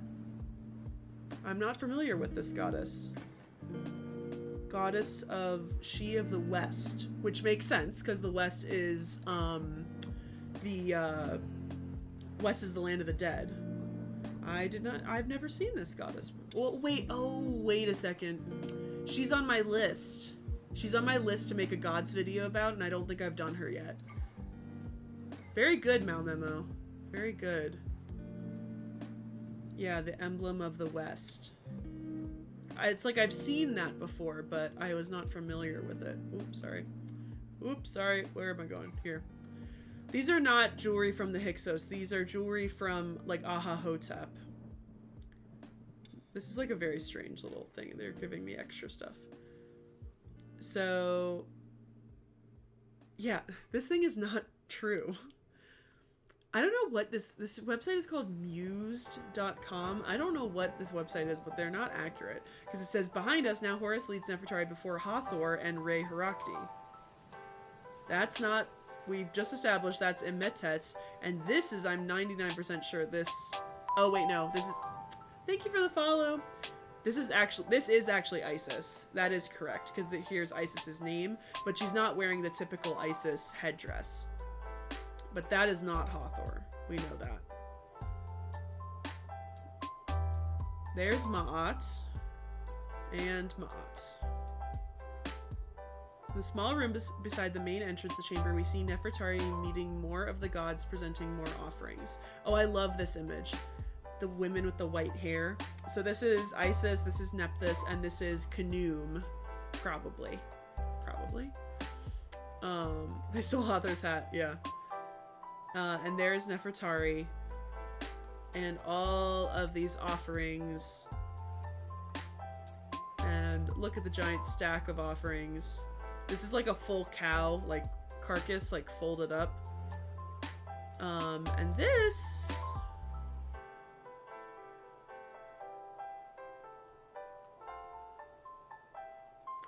To the left first, she meets the god Ptah, that's right, and presents offerings of linen cloth. That's what these are, which look silly, and these too. These are all pieces of cloth. Would I prefer to be Cleopatra or King Tut, and why? Oh god, both are horrible options, in my opinion. There are images of Egyptians with white hair. You should also look up Yuya and Tuya, who are Queen Tia's parents. Yuya is depicted with white hair on his Book of the Dead from the tomb. And there's also a couple images of white-haired people in the some of the tombs in Deir el-Medina. There are also some images of white hair. It's rare, but there are images. It's very, very specialized. Yeah, Mom Emma, you did a very good job identifying her. I was not familiar with that one. I would definitely not want to be Cleopatra. That just seems way too complicated. And, like, King Tut would be fine, but, like, you had, like, really bad legs. I don't know. I prefer New Kingdom time, so I would say I would rather be King Tut because I'd rather be from the 18th dynasty than I would be from the Greek and Roman period. I personally don't think they will ever find her tomb. Nope. I know, I am very, very positive. I don't think they will find an intact tomb with her inside of it. Will they find the location that was meant to be her tomb? Possibly. I say that. That's kind of what I say. I definitely do not think we are going to find an intact tomb. I've already said I will eat my hat if we find an intact tomb with Cleopatra in it. I highly, highly doubt it. I think there is a possibility we can find a place that Cleopatra intended to be her tomb, but I also am 99% sure that it's underneath the Mediterranean Sea, and that it's flooded. So to the left, she first meets the god Ptah and presents offerings of linen clothing, with the hieroglyph for clothing being this little swirly sir. And the god is shown in front of a jed pillar, which you can see here, and the green door opens in front of him behind the scepter.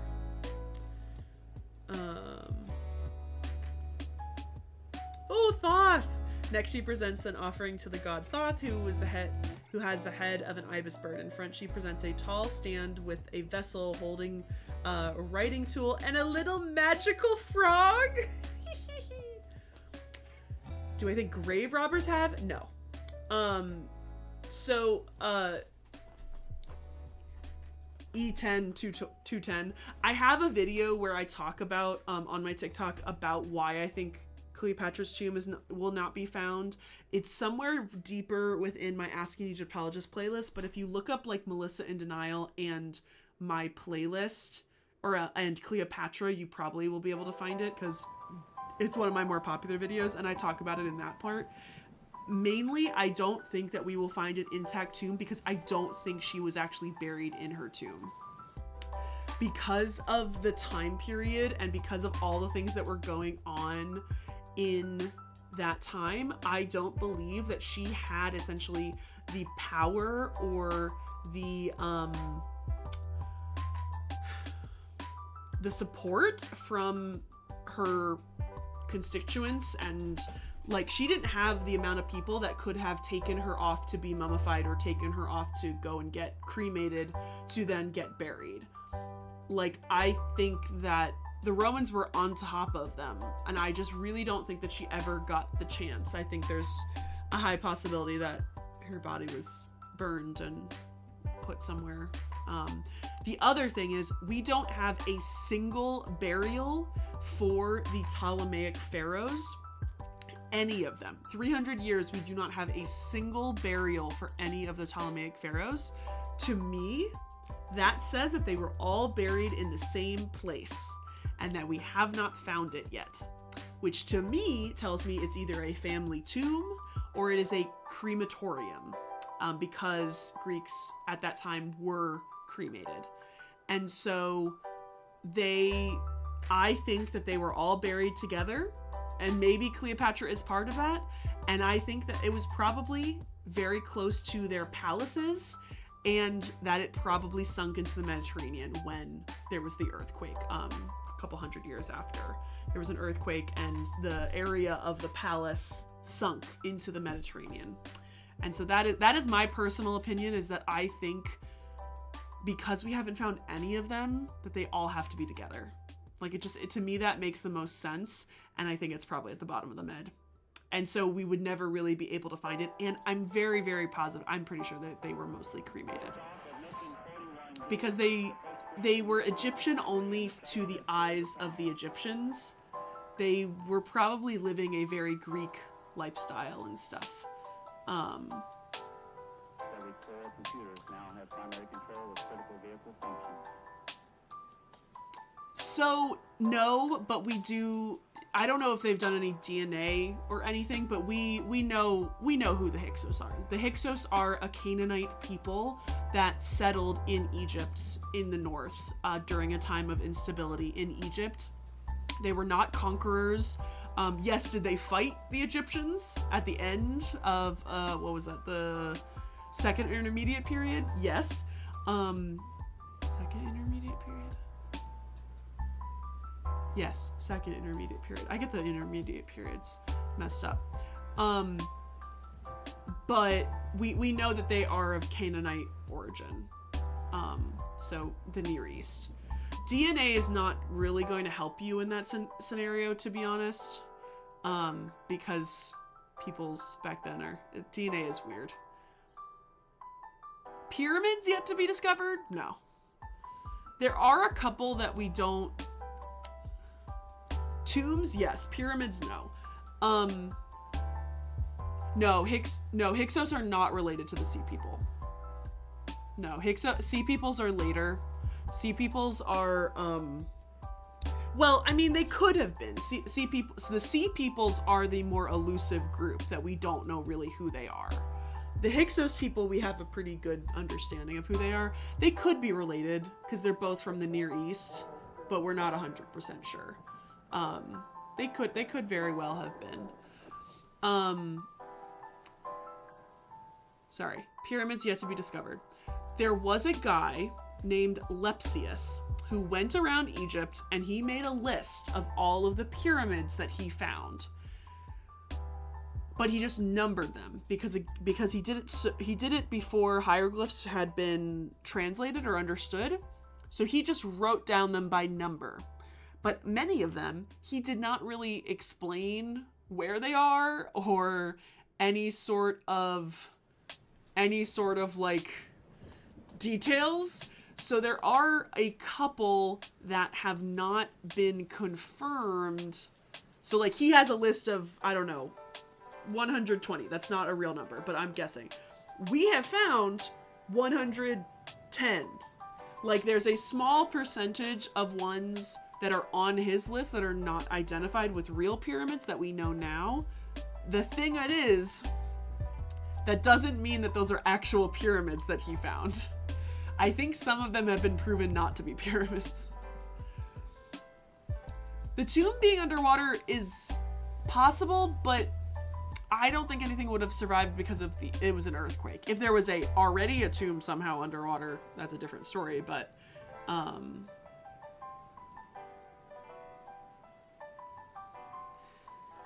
don't get me started on DNA. I know, Dapper, I need you to get on TikTok because I need you to pummel everyone in my comments, because I've been having multiple people on multiple videos arguing back and forth about DNA of Egyptians and stuff. Have at it, Dapper. I can't comment and I can't fight because it's just like I know people are trying to, it's more about a race thing, about modern race than ancient race, and it's just like I can't fight it. It's just crazy. Okay. One. Oh no. I got unconnected. Okay.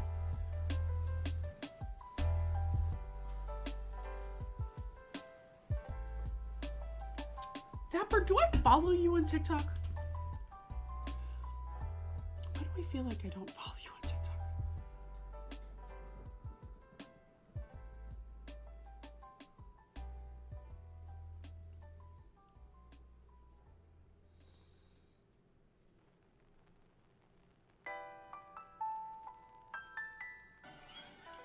Is that your username? What's your username?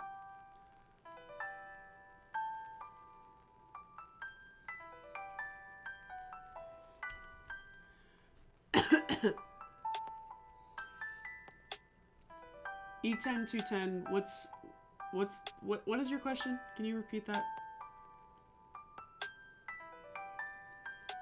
Because there are still some things about the Great Pyramid that are mysterious, but all of it has almost been discovered. 400 comments arguing what she says. Oh my goodness. Okay. We're keeping it going. Magical frog. This tomb is absolutely massive, and we've barely gotten anywhere in here. Okay. On the back wall, Nefertari is shown twice, presenting offerings to the goddess. Oh, this is Atum. I always forget about Atum. The magical frog is weird. I've never heard of a magical frog before. I think it might just be a frog, but I don't know if the text says any different. Some of the earliest primordial gods were frogs, which is funny, but like the magical frog is weird. Here are 7 sacred cows and a bull from a scene from the Book of the Dead, providing milk and nourishment to Nefertari. Below, there are 4 rudders for Ra's boat to give her safe passage to the netherworld. All right, now we're going down the stairs. Ready, guys? This is awesome. Continues down a passage that leads to the burial chamber. We descend further into the netherworld. On either side, we see Nefertari presenting offerings of fruit, bread, and animals. On this side, she presents them to the goddesses. Yeah, Isis. So yeah, she has a different headdress in this tomb, which is weird. Isis, Nephthys, and Ma'at. And there's a Serket again. And that one is, oh, what's that one's name? I did not go to Cairo. I did my master's in the United States, and I did go to Egypt last year, but that was technically a vacation. So I did my master's in the United States. I did go to England to take some classes as well for a study abroad, but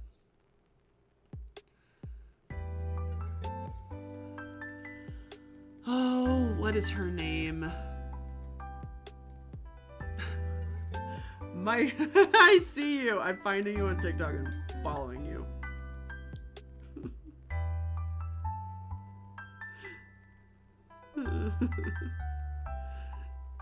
There you are. I found you. I searched Dapper Historian, which was my own fault to do that. You don't follow anyone? You don't even follow me? You don't even follow me? No, I'm not. Is that Neath?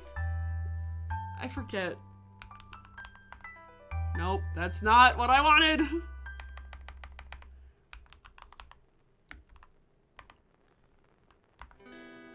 It is Neath, yes. Good job, Nephthys.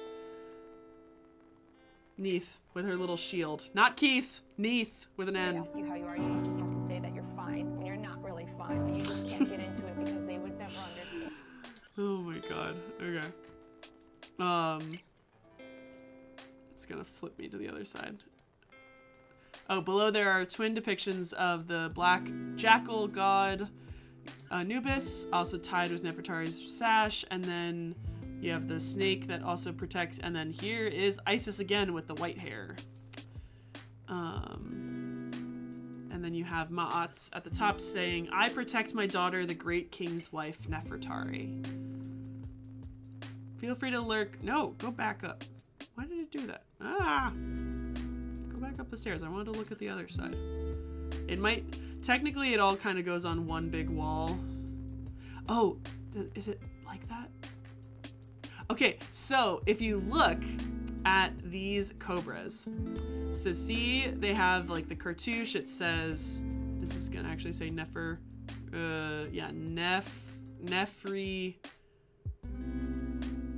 Ta Remoot Mother and I can't think of what that says. But it's like a cartouche. See how here you have the red crown on one side and you have the red and the white crown on the other side. But then when you look at these ones, they tell you which way's north and which way's south, which is really cool. No, it's not wrong. It's just not the stereotypical one. No, yeah, no problem, Rainmaker Braids. You're fine. Yeah, Nephthys, it's not that it's wrong. It's just I don't normally associate Isis with being a solar deity. Like, she's not typically a solar deity, so it's just odd for me to see her like that. She doesn't normally like wear that. So then we have Nefertari with a different crown this time, with a vulture headdress, and then this weird, like, I think it's called like a modium or podium hat. It's this very flat crown. It's kind of weird looking.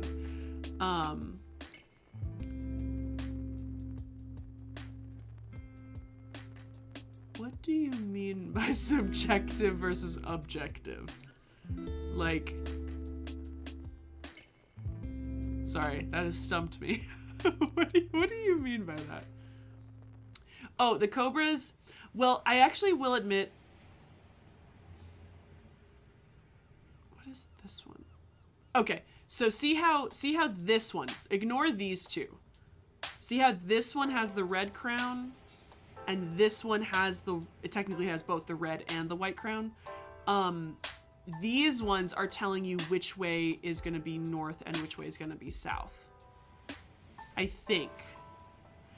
I will say this is true in Hatshepsut's temple. When you look at Hatshepsut's temple, she has these images of her, like the big statues of her.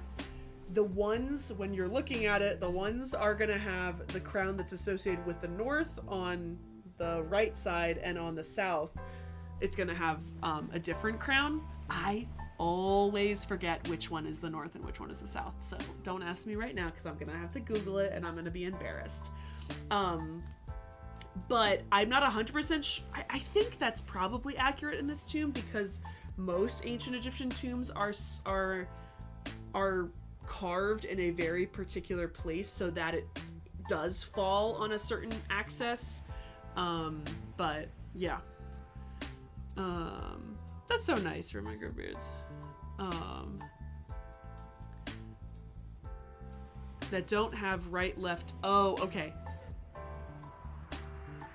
No, so I don't know about rights and lefts, but we're talking north-south, and we are talking like pretty accurate north-south readings and stuff. Yeah, it's not. I don't know if they had left and right. That's a very good, interesting question. I don't know if they had left and right.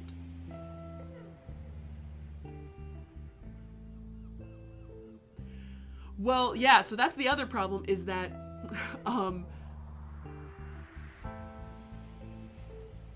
Upper, so actually now that I'm thinking about it, I don't know, do they have, wait. So here's the thing. If you and me, if any of us people, if we're gonna say which of the 4 cardinal directions is up, and I know this sounds weird, but which of the 4 cardinal directions is up? Ugh, come on. Reconnect, what's going on? Okay. If you would say like which of the 4 cardinal directions is up, the most obvious answer is north. North is up in a weird sense like this. So the weird part of that is that what Real Manger Beards is saying is that up for the ancient Egyptians is south because they are going by the flow of the Nile. So Upper Egypt is in the south and Lower Egypt is in the north. So it's the opposite of what, in our mindset, what I would consider up and down is. Because we're obviously looking at everything north. They are looking at everything south, mainly. But now I'm questioning, they do have the cardinal directions, but south is up and north is down.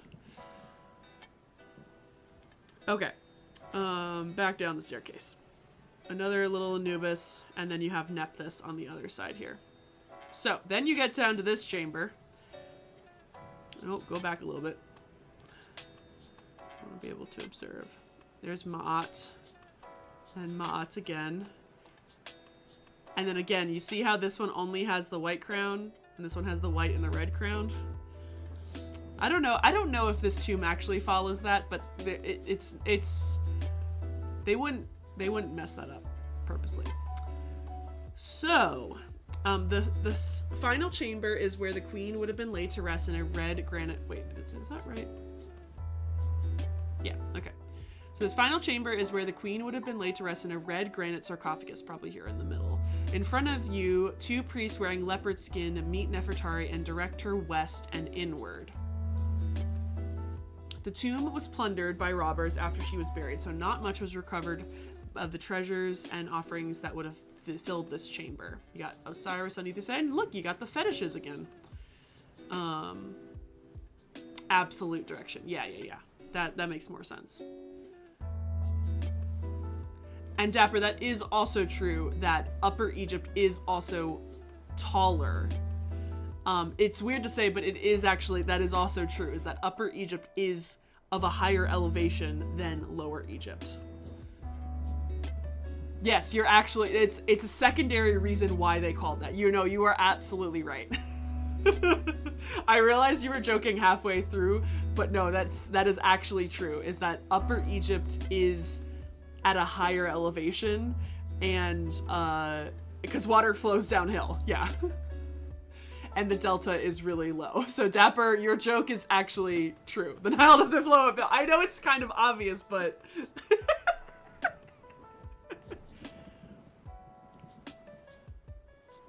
I just heard about cobra hats.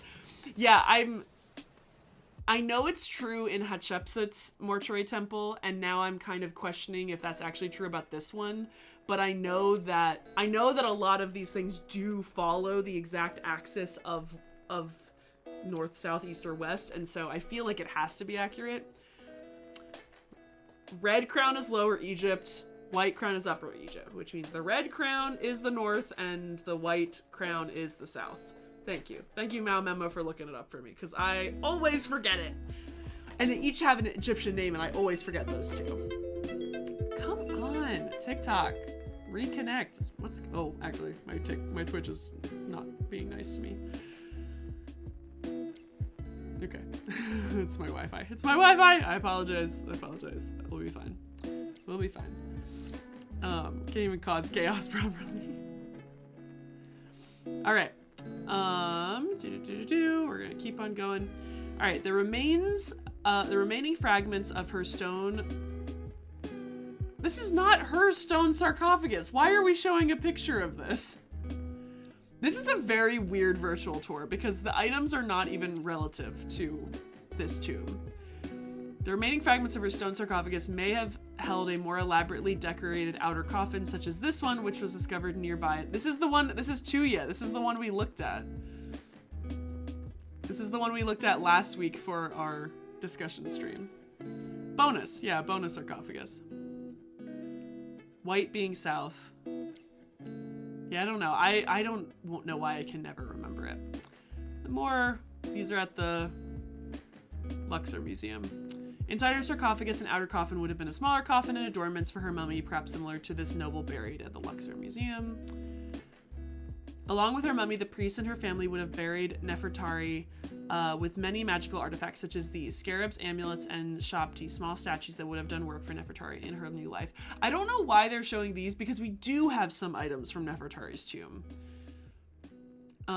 She may have also been buried with the Book of the Dead, which was painted on the wall, which is painted on the walls of her tomb. No, not always. Book of the Dead was a guidebook to the nether world for those who had passed and contained spells to keep them safe.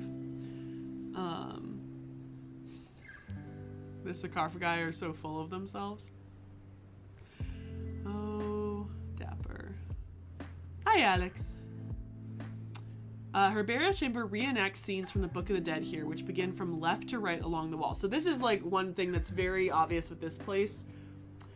There are some weird things. I don't know. It's from this website called, and I was going to say, if anybody wants this. I think, can I add this on TikTok? Probably, maybe. It's from this website called Musid, and there is another one. What's the other one I found? Oh, one of the other Tomb of Ramses I. There's also an option. I normally go with Matterport, but Matterport doesn't give any info unless somebody set it up like it does. Most of the time, these don't have any extra info, so I have to kind of look up stuff as we go along. So it goes from left to right along the wall.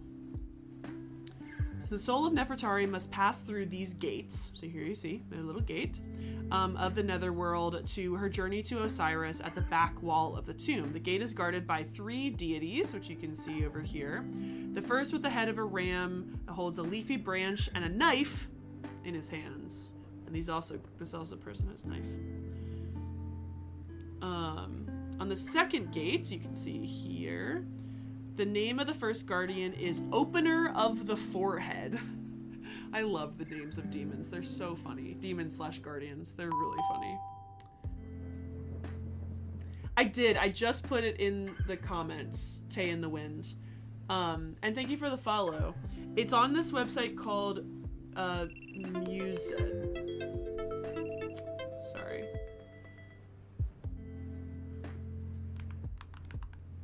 Musid.com. Sorry, the whole thing keeps. Oh my God, Dapper followed me, guys. I'm his only follower. He only follows one person. It's me. It's me.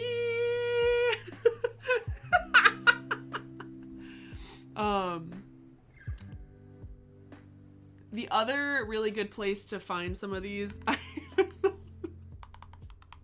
is something called Matterport.com. That's another really good option for finding these virtual tours. We're gonna do more virtual tours next week because we only literally got through 2. It's 10:21. We might be able to get to a third one today, but I think we're gonna do virtual tours for the next couple weeks. So on the second gate, the name of the first guardian is Opener of the Forehead, and the guardian behind her has the face of a lioness with 2 snakes rising from the top of her head.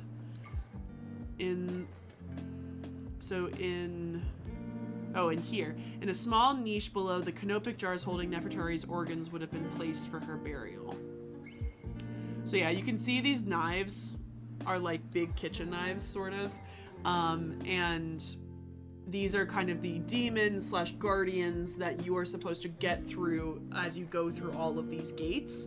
And you need the Book of the Dead, which in this case is all of this text over here, is going to give you the names of these guardians slash demons, which you need to essentially pass by them.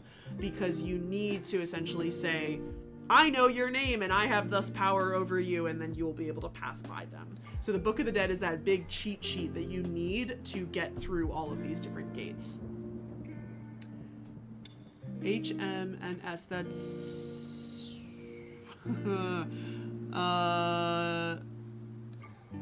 Houston Museum of Natural Science, yes. Do they? That's really cool. I have not been to that. I've been wanting to go to the museum because I know they actually have quite a few Egyptian things there, and they've done a lot of Egyptian exhibits. A couple years ago, the National Geographic Museum here in Washington, D.C. did a exhibit called Queens of Egypt that was run by it was created by the Turin Egyptian Museum. And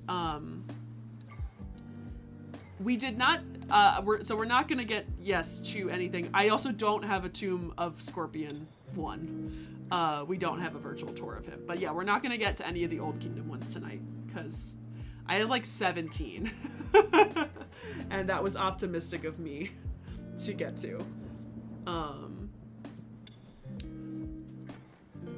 To think that we'll get to a lot of these.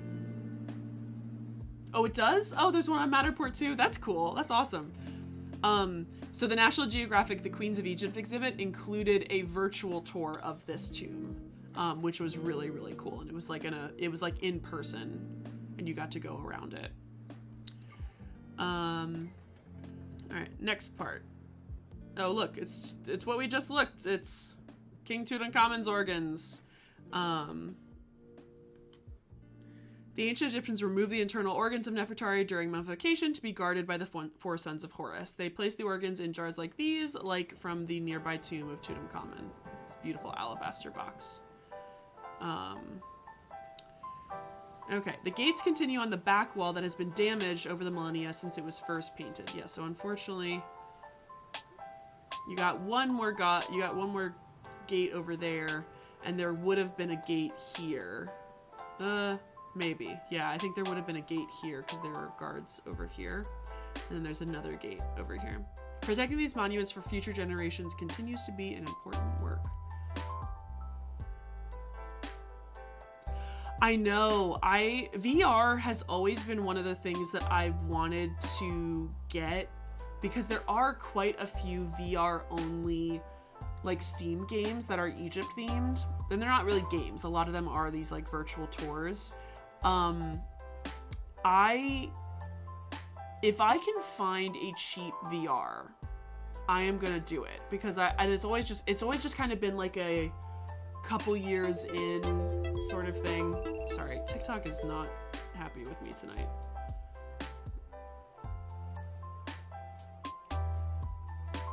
I don't think I have a mesh router, but I will put that on my notes. It usually doesn't buffer this much. I think it's because let me just do something real quick.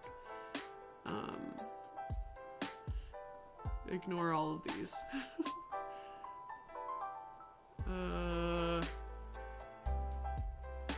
Yeah, ignore all of these. I think it's because I just have a lot of things going on my computer right now. It was going fine at the very beginning, but I have a brand new spanking huge big computer, so I hope I'm also co-streaming on Twitch right now, so that's the other thing, that my computer is just doing lots of things at the same time. But I don't think I have a mesh router, but I will look into that. Unfortunately, I am not even hooked up directly to my, my router is not hooked up to my computer because my office is the one room in this house that doesn't have, damn TikTok.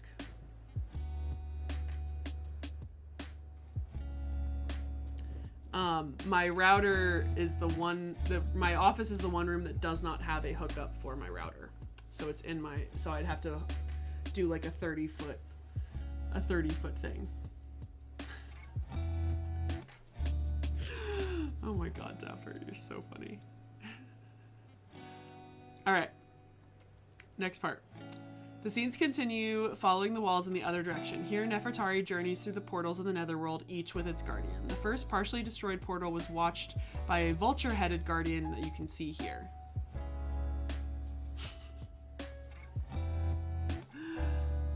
One of the most distinctive guardians is the young deity who holds 2 knives across his chest. He's in a lot of tombs in the Valley of the Kings.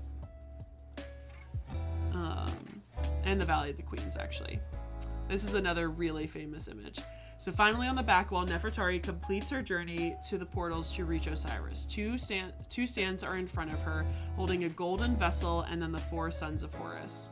Then you got Osiris, you have Anubis.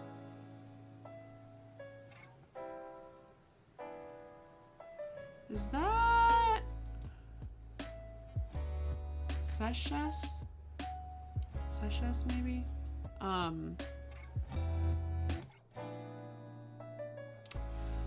Gosh dang it, who is that? That is... Oh my God, I'm completely blanking on who that is. But that's another famous goddess. I just can't think of what her name is. I'm trying to think of... It's Knife Baby.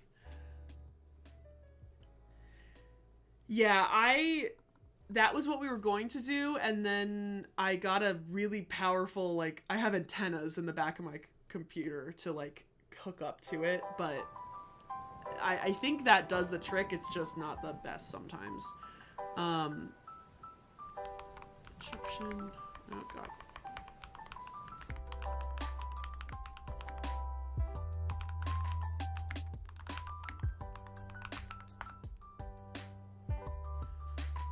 Folded cloth headdress.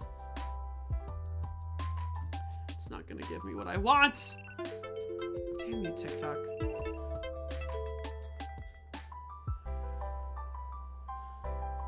Damn you, TikTok. It's not a mentent. It's not a metet. It's just, all it is just a folded cloth. Because it's not this.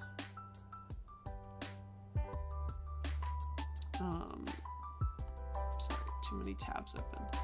It's just a folded cloth. Maybe it is. I actually think, yeah, actually it is. You can't see it, but I think that's why I was confused, is that you can't see it, but it's not the folded cloth. It is... These are starfish stars that cover the ceiling. It might be Hathor. Oh, that is Hathor. Why does Hathor have that crown? I have no idea.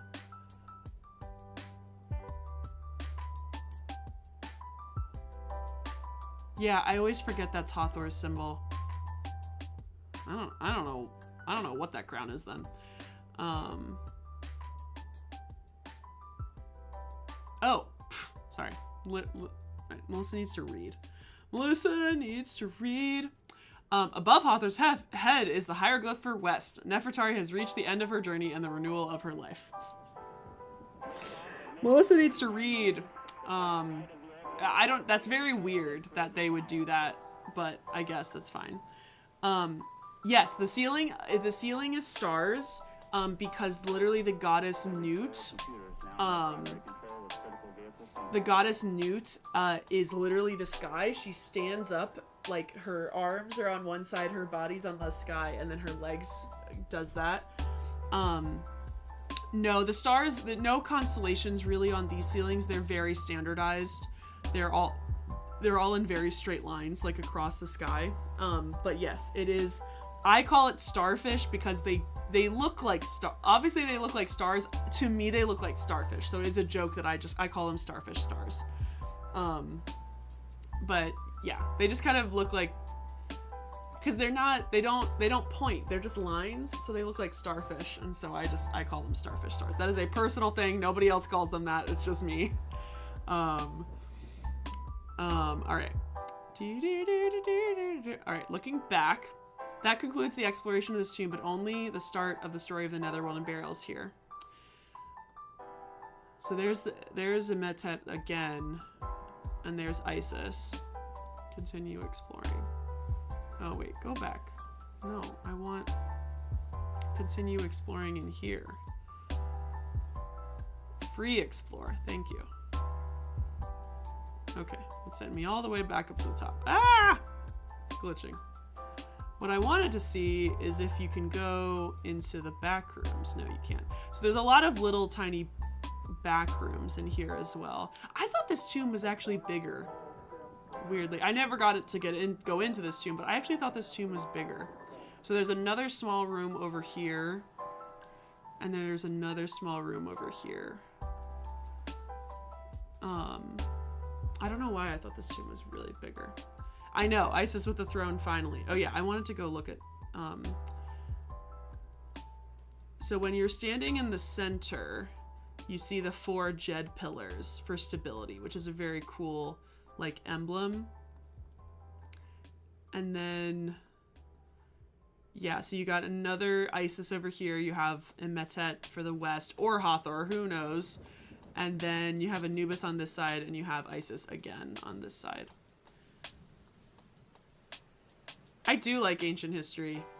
Obviously Egypt, that's all we really talk about here.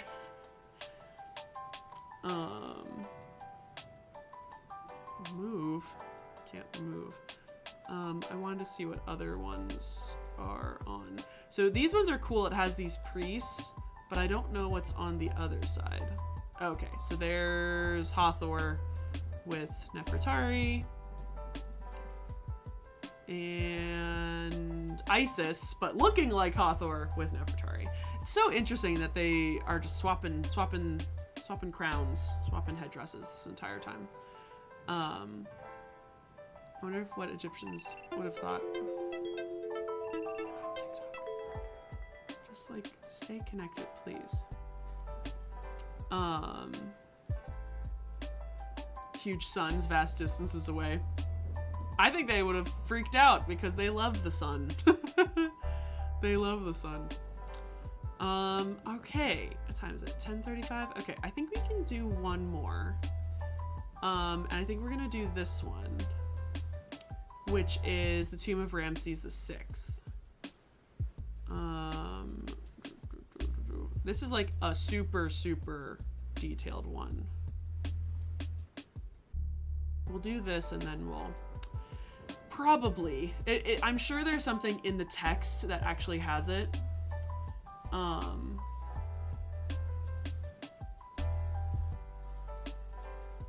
Yokai's cool. Should I look it up? I will say OsirisNet unfortunately is down. If anyone ever goes on OsirisNet,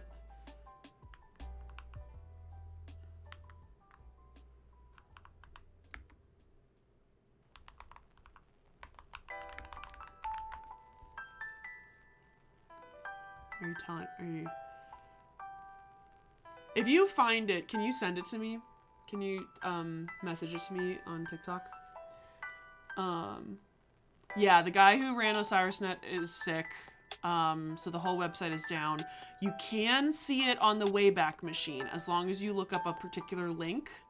But the problem is that when you're on the Wayback Machine, if you want to click on any of the photos, you can't click on anything because it's not preserved.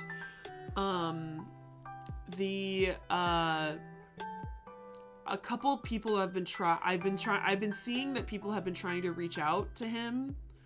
I know that like yeah, some of the links work, but I was trying to get some photos off yesterday and it wasn't working, which I was bummed about.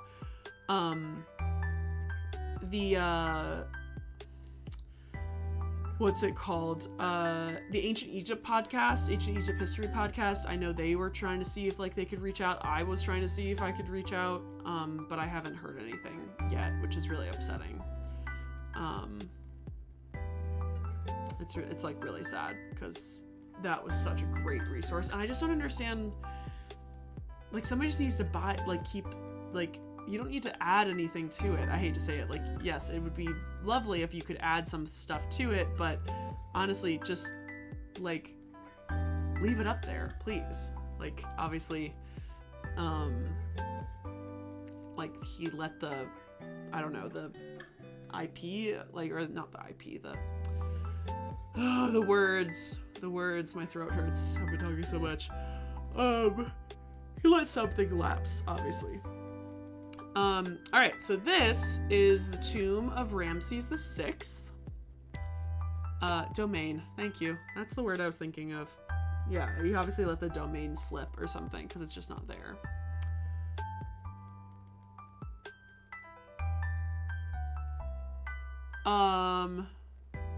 For this one, no. This is all online. I'll put the link again if you want it.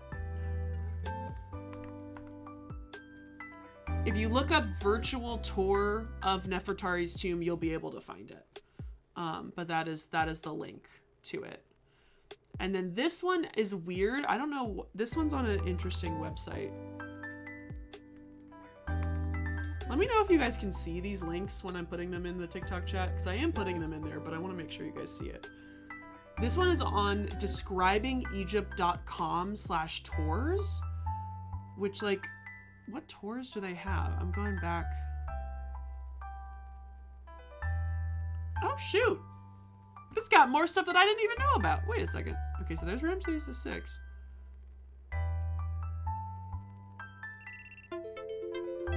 Damn live.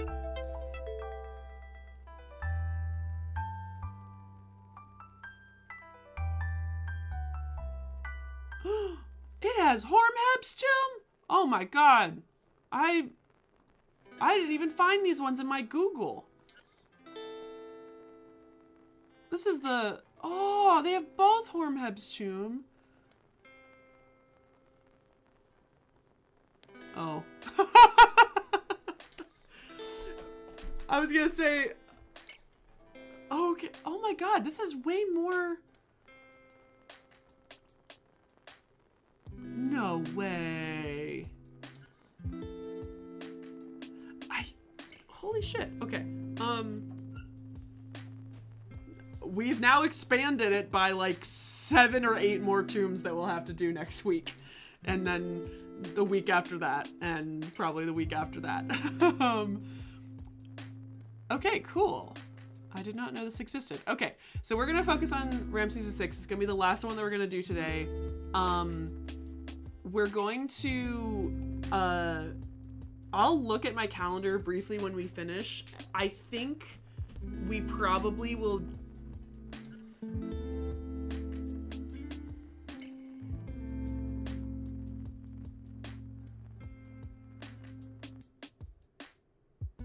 Send me a message on TikTok with that name, if you don't mind.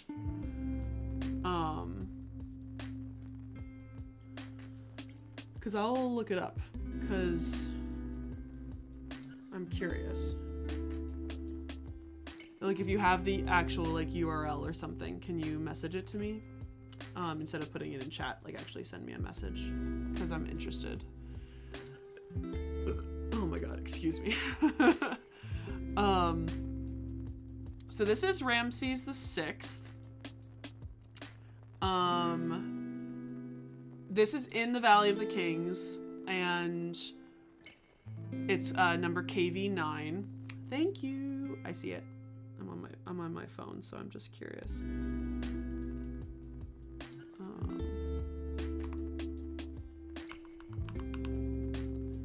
Such a weird URL.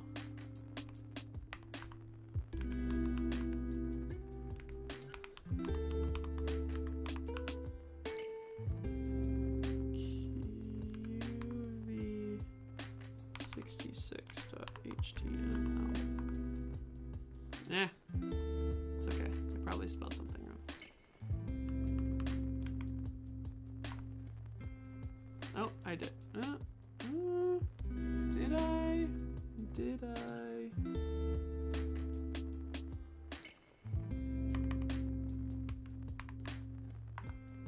Aha! Well, hello. Okay.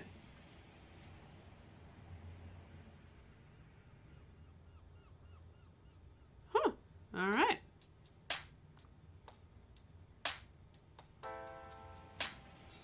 There's a little bit of Chinese. It's mostly Chinese stuff. Oh, interesting.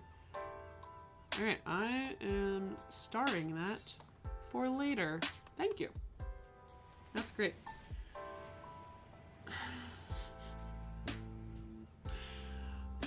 Stop being a troll, Dapper. What I was saying is I am hoping that I will, what I'll do is I'll look at my calendar and I'll let y'all know, especially on TikTok, when we're gonna do this again. We usually do this at the exact same time, and I think probably the next couple Saturdays are fine for doing this, but sometimes I work or have stuff on Saturday nights, and so we move them to Sundays, but they should be all in the same time. And y'all on Twitch. I was gonna say, TikTok, if you follow on my Discord or if you follow on my Instagram or my YouTube, I'm getting better at posting the Twitch streaming schedule on those platforms. What I was saying, Dapper, is that you guys already get a schedule on the Discord every week. And what I'm trying to do is, it's hard to post those things on TikTok for everyone to see. And so I've been posting them more on my Instagram and my YouTube as like a post. So everyone can see the Twitch schedule and see what discussion we're doing that week. So they will be here. Good night, V. Thank you so much for coming on in. We do 2 streams a week, and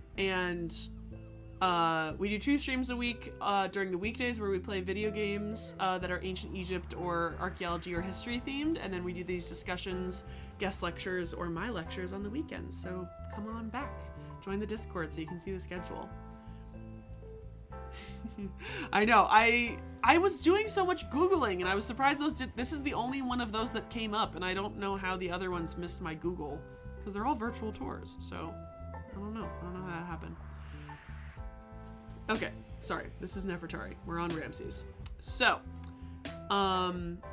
started construction on KV9, cutting from the entrance through to Chamber E. Here's the big long map of this tomb. It's very much a straight line, gentle slope. What you guys don't understand is that these guys are about 7 feet tall.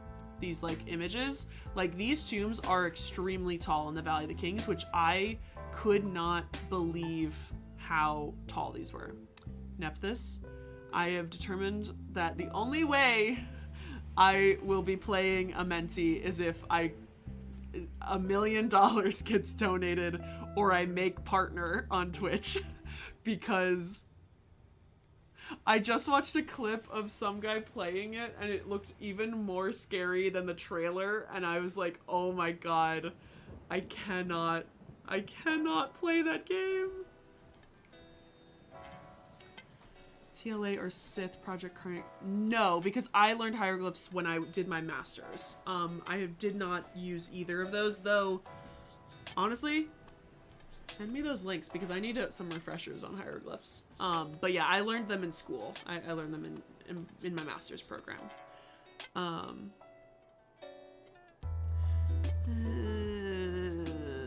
Believe me, Baha, I know that I have to play it at some point in my life, but I am going to avoid it until it is finally possible. I'm going to avoid it for the longest time possible because that game looks so scary. Oh my god, it's so scary.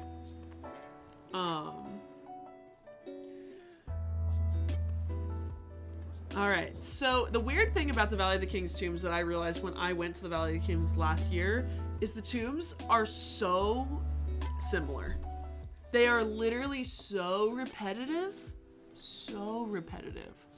And I was like shocked. I will say a lot of the parts that I've watched in Amenti actually look more accurate than some of the other games that I've played. It looks on par, but a little bit better than Forewarned, which is one of my favorite games that we play here. And I love Forewarned, and Forewarned it's gotten better over time, mainly because I think of me a little bit, because I know somebody who is Silver Sunset, shout out to her, is a mod in their Discord, and we play Forewarned together. Thank you for sending that. So there are probably regional dialects, but the thing about it is that is speaking dialects and not in hieroglyphs, because the vast majority of people could not read or write.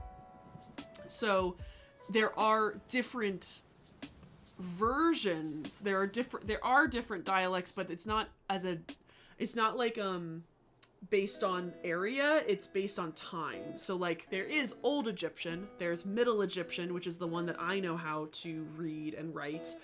There's Late Egyptian, there's Ptolemaic, and then script-wise there is Hieratic and Demotic, which are cursive versions of these.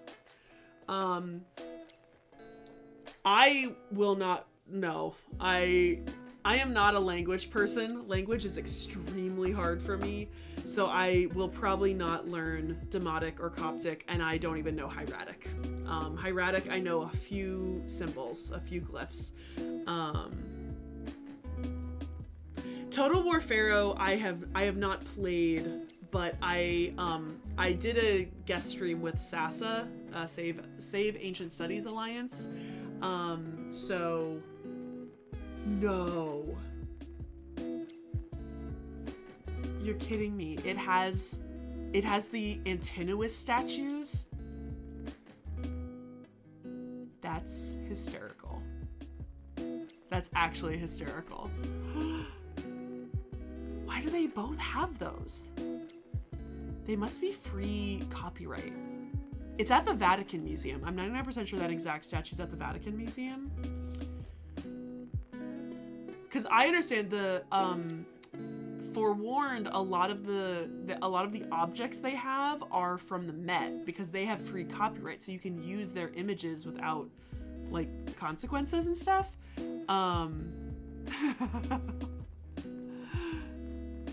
Yeah, I'm trying to remember what I saw in the trailer that I was like, oh, that actually looks pretty good, and I can't remember what it was.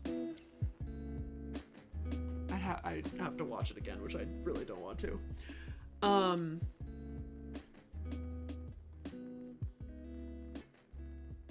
my god, I'm so tired. I don't know if we're gonna be able to make it through this tomb.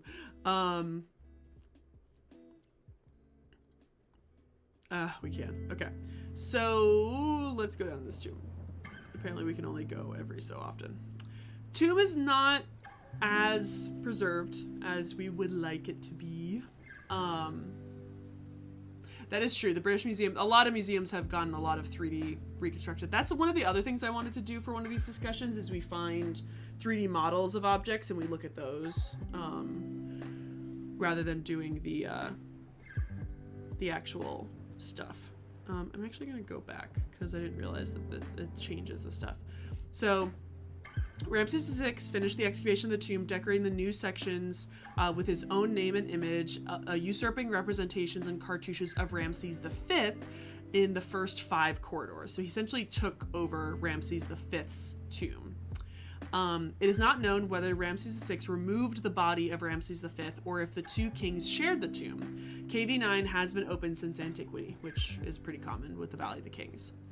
Papyrus Meyer B records thefts in KV9, and a graffiti dated to the regnal year 9 of Ramses IX on the ceiling of the burial chamber may refer to the inspection of the tomb after it was reported to be robbed. KV9 is located off the main valley and consists of an entryway ramp, 3 entrance corridors followed by a small chamber down in here, a pillared chamber with a central descent, 2 lower corridors, another chamber, and a vaulted burial chamber, and another chamber at the rear. My goodness. Yeah, hieratic is really hard. It is quite literally cursive of hieroglyphs. It is shorthand almost, and it also depends on somebody's handwriting. Like it is cursive in that way, is that it depends on the handwriting of the person. So if you're reading like a really long Book of the Dead or something, you'll notice from that Book of the Dead that this one scribe will always write this glyph this weird way, or will always use this word instead of this word. Like, it is very hard and particular, and I didn't even try it. Our professor didn't even offer it as a class. So the tomb is decorated and painted sunk relief with scenes from various books and other representations. So you got the Book of the Gates, you got the Book of Caverns, you got the Book of the Heavenly Cow, you got the Book of the Dead, you got the Amduat, the Book of the Day, the Book of the Night, the Book of the Earth, astronomical scenes, resurrection of Osiris, and then other deities. Nearly 1,000 graffiti in Greek, Latin, and Coptic are written over the scenes. The jambs of Gate B through Gate F were originally inscribed for Ramses V, but were recarved by Ramses VI. These areas and the remaining chambers were finally inscribed for Ramses VI. When the lower corridors and chambers were being cut, workmen accidentally broke into the rear chamber of KV-12, which intersects with KV-9 on a different level of the mountain. They accidentally broke straight through to another tomb. Which always makes me laugh. Noteworthy features: there is a pit in the floor of Burial Chamber J, which was never finished. Pilasters in the rear wall of the burial chamber are unfinished pillar cuttings, and wide platforms represent the unfinished cutting of the central sunken floor. The tomb as a whole was decorated with a wide variety of texts and scenes. With the bad review. Oh! It might be. I will say a lot of these tombs have graffiti, but it might be. Honestly, look up which one has the bad review, because it could be this one. This is one of the ones that's open to the public. Corridor B, the first shaded corridor in the tomb, according to the Cairo Ostracon, is also known as the Passage of Ra or the Passage of the Sun. It is preceded by an open-air passage leading to the tomb entrance gate, which is called the God's Passage of the Empty Open Path, and sometimes translated as the God's Passage of the Way of Shu, or more accurately, the open air. Shu is air. The open air passage, literally the God's Passage of the Empty Open Path. The term on the Cairo Ostracon corresponds with entry A. If I'm remembering what the Cairo Ostracon is, I think it's an ostracon with a drawing of this tomb, but I can't remember.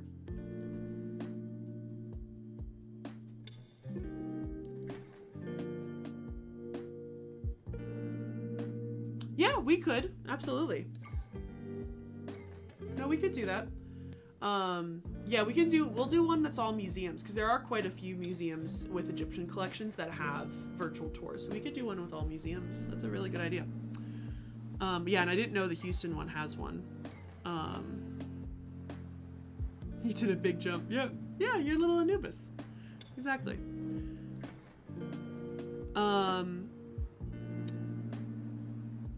I'm not going to read all that. I'm going to read this. The Book of the Gates is an ancient Egyptian funerary text dating to the New Kingdom. It narrates the passage of a newly deceased soul into the next world, corresponding to the journey of the sun through the underworld during the hours of the night. The soul is required to pass through a series of gates at a different stage of the story.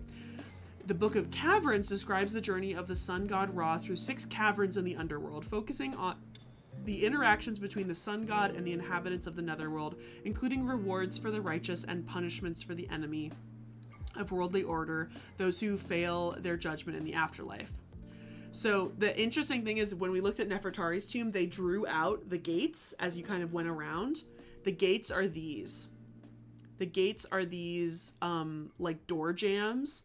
And so as you look down these tombs in the Valley of the Kings, you can see each one of the gates as you are kind of like looking down, which I think is kind of cool, but also kind of spooky in a way. The second corridor C is sometimes called the second God's Passage. The 2 recesses in corridor C are called the niches in which the gods of the East and West rest. East and West rest. These seem to indicate that figures of deities should be placed in them, although none have been found. You got a really long snake. So long snake. Whee, so long. And then, unfortunately, the ceiling's not very well preserved, but it's supposed to be constellations, I'm pretty sure. And these have all these little deities in it.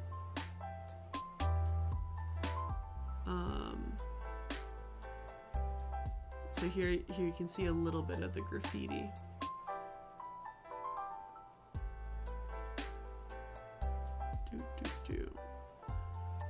So here's that gate. This is where it gets a little bit nicer quality, and you see the beautiful goddess Moot. And this is where you can see Newt! Ah, my favorite. She's my favorite. Here's a really long piece of... That looks Greek graffiti. Oh my gosh, guys, I can tell you all about this. Oh my god, I can tell you way too much about this. Okay.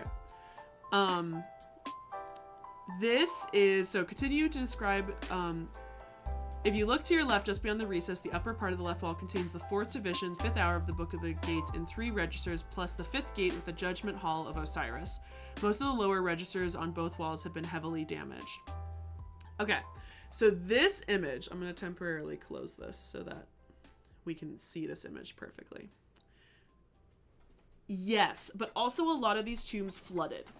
So because all of these tombs are on a natural slope down, any sort of... Obviously, it doesn't rain a lot in Egypt, but when it does, because the soil is so dry, the water, they're just flash floods, essentially. And a lot of these tombs were heavily, heavily damaged by floods that just continued to bring in debris and damage these tombs. So that is why a lot of lower registers of these tombs are not very well preserved because of flood damage. And it would just chip away a lot of the plaster. Until essentially then if you get enough material that's covering the area, then sometimes that actually helps preserve stuff, but like usually it's that. So this is the Judgment Hall of Osiris. You have all these people, these deceased people who are coming up, and they are coming up to see Osiris. Now, okay, sorry, I gotta take a drink.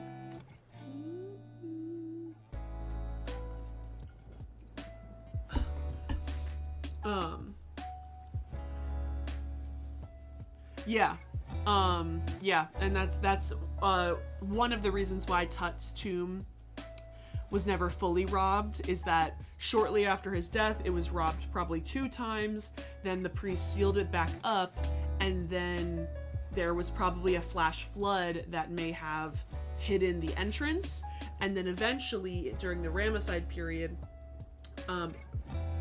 workmen built huts on top of that area where Tut's tomb was, where the entrance was, and thus when it was being excavated, no one moved these huts until Howard Carter came in. They recorded the huts and then they took them down to see if there was anything underneath it, and that's when they found it.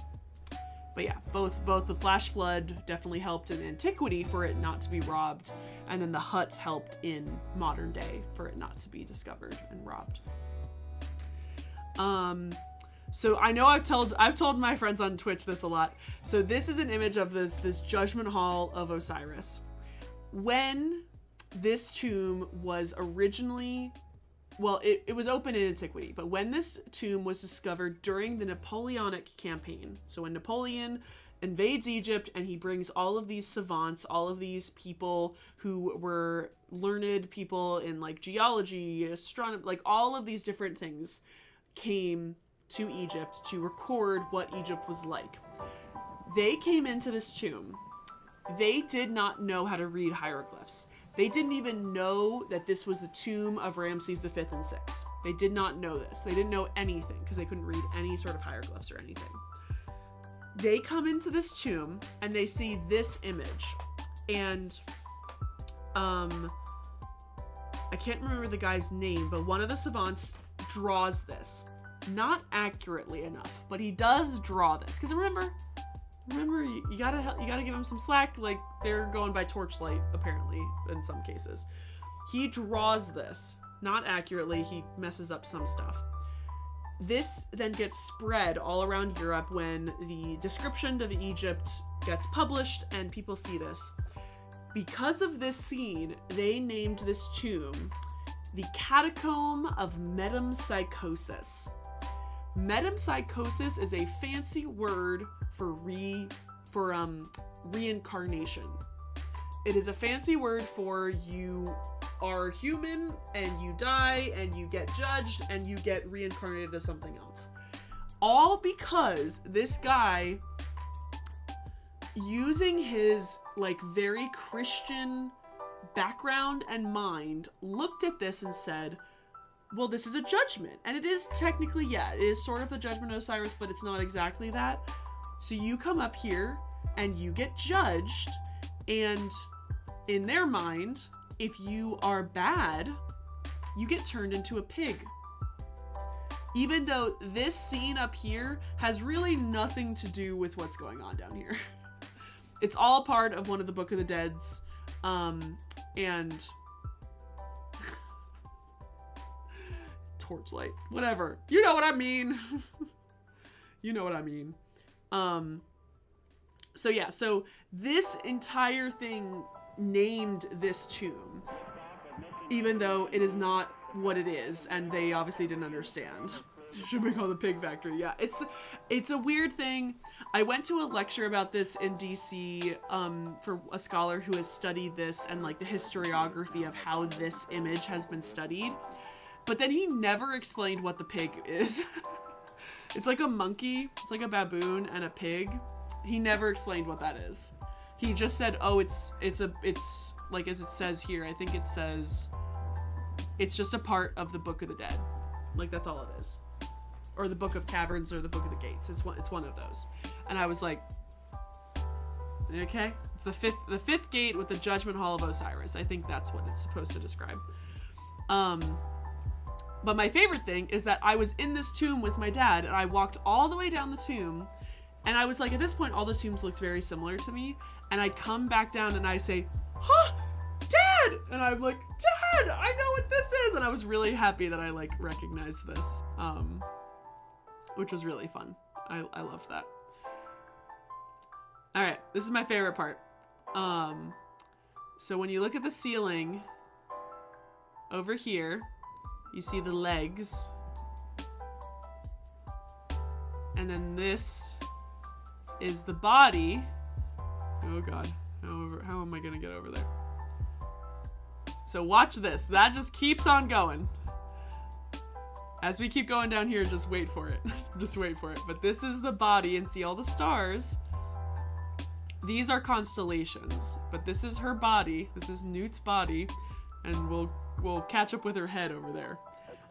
Yeah, like the ceiling in Dendera. Very similar. Yeah.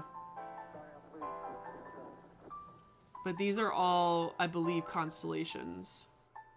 They're pulling the barge across the sky. A lot of graffiti in here, too. Alright, 6th Division, 7th Hour, 7th Division, 6th Hour, the Book of the Gates. There are some recesses and stuff.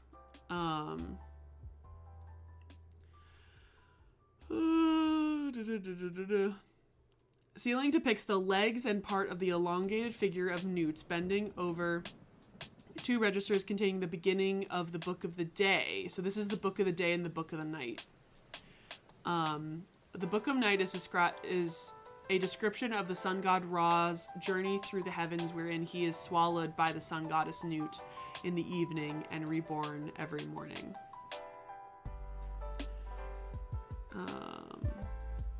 Alright. Next part. I loved these guys. These are little snakes with legs.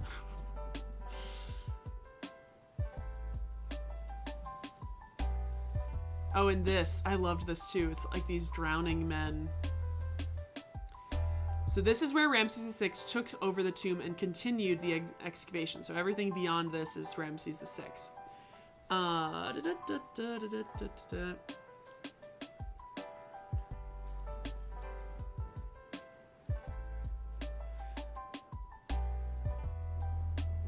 So there is a well shaft. Is that where we're on right now? I'm not sure.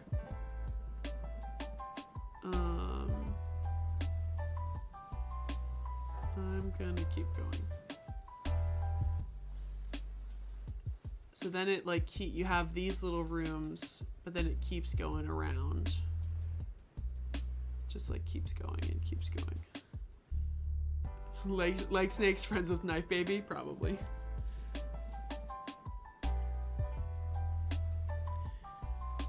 I think so. I can't remember. I am not a person. I am not like a textual person who reads a lot of like the translations of the religious texts. I also feel like I read somewhere that it's those who can't be saved, that they drown. I can't remember. You can see all the old lights that they had. There we got Ptah. There's another Ptah. He's in like a nicer shrine in that one. These are the headless figures. Those are interesting. We got Thoth. Thoth's looking nice, and Hathor, and then that's probably Ramses. The chariot hall is given to the pillar chamber F.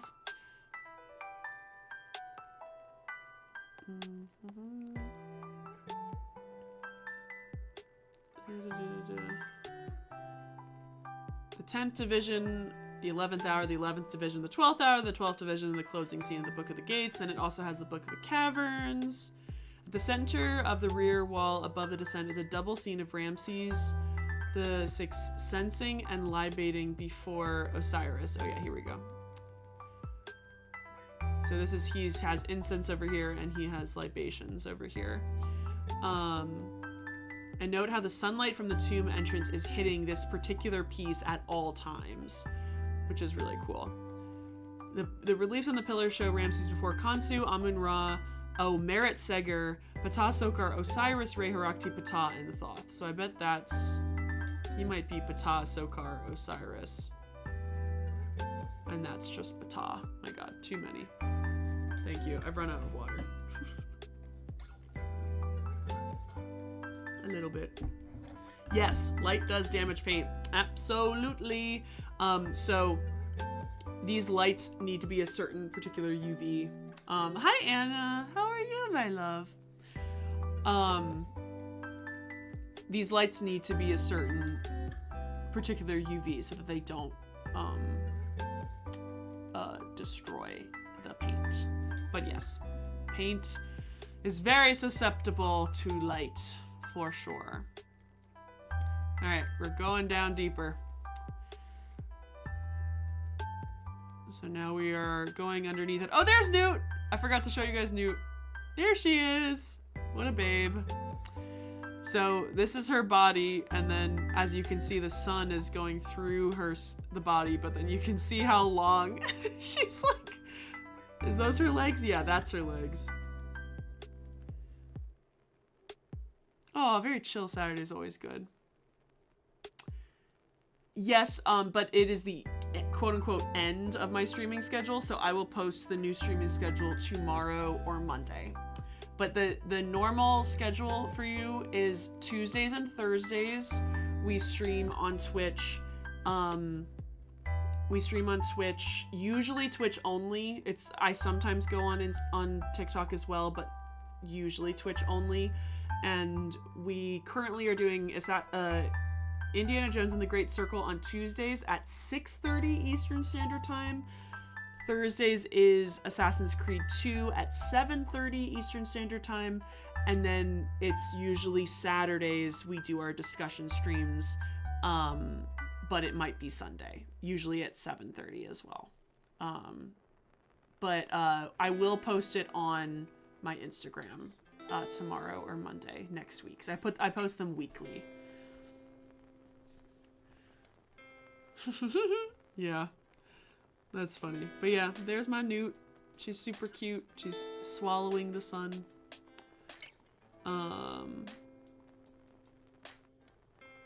So now we have entered the Amduat, which is a separate religious text. And it just gets even more detailed. Oh, see, this one has it, where he's got the red crown over here, and he's got the white and the red crown over here. See, I think they all do that.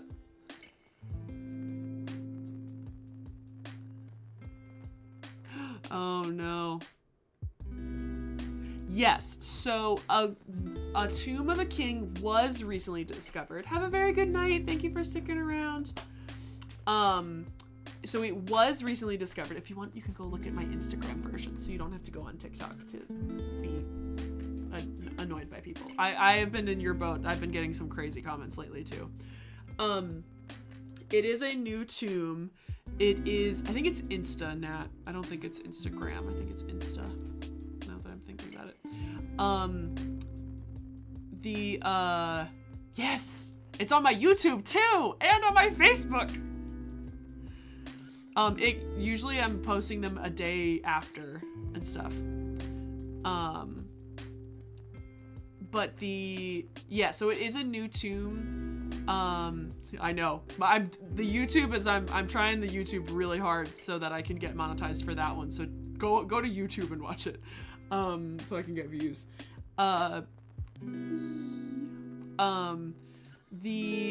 It's a new tomb. It's not a preserved tomb. It's not an intact tomb. It is the tomb of Thutmose II. He's the only pharaoh of the 18th dynasty whose tomb had not been found. There are some that are not 100% identified, but at least there's some idea. This guy's tomb was completely like, who knows? But people are saying it wrong. So it is the first pharaonic tomb to be discovered in the Theban necropolis since Tutankhamun. People are saying that it is the first pharaonic tomb to be found since Tutankhamun, and that is not true. The tombs at Tanis, there's not a lot, but the tombs at Tanis is one of the really big ones. There are other tombs for pharaohs that have been found since then, but it's in the Theban necropolis. It's in Thebes specifically. It was found. That's the confusing part. I understand why people are confused. I'm not super mad about it, but somebody came into my comments about it, and I was like, no. It's the first in Thebes that has been found. There are they're not a lot, but there are others that have been found. Like 1940s was Tanis. Tutankhamun was 1922. So, yeah, it's very interesting. It's not a very well preserved tomb. There's actually a theory now that people are kind of saying that he might be buried somewhere else. We think we have his mummy, but I guess there are people thinking that maybe we don't. And so maybe there is a separate tomb, because his tomb was so destroyed very shortly after being made. So there's now a theory that maybe there's a whole other tomb somewhere, but I don't know if that's just wishful thinking or if that's actually like based on something that is true. It also was discovered in 2022, but they only identified it as, yes. So my friend Greg, who he didn't work on that excavation, but he works with some really high profile Egyptologists. In 2022, October 22, they discovered it, thought it might be a queen of Thutmose II's tomb, because it was in this area of queen's tombs and not, also Thutmose II, for those who don't know, is Hatshepsut's husband. And so Greg heard about it, that in October 2023 is when they found the actual cartouche in the tomb that helped identify whose tomb it was. But he couldn't say anything. He figured it out last year, but he couldn't say anything. It was a secret. All right, let's keep on going, and then I have to go to bed because I'm sleepy and my throat is killing me. Yeah, I know. It's kind of weird. It's a lot of the times, I'm surprised that a lot of the times they don't do announcements, obviously, so that people don't like go and loot things and people don't go out and do crazy shit. But also I'm surprised that they didn't announce it with a paper. So I also find that like Romega Root says, like, academia moves slowly, but usually that's when you're writing papers. And so what I'm surprised is that it's not, why are you still up 5 a.m.? Oh my goodness. It's not even, oh my gosh. Yeah. It's kind of when it comes to papers, and so I'm surprised that there's not a paper, because now that I know it's 2 years, oh my god, secret pharaoh in the valley near the Nile. Oh my god. That would be so fun to record. Should I record that? I can't sing.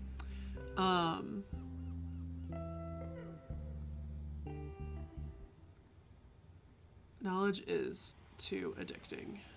Very much so. Yeah, see, this is where I was losing it. Oh, but look at the ceiling. Forget the next couple lines. Oh, here we go. Then it goes.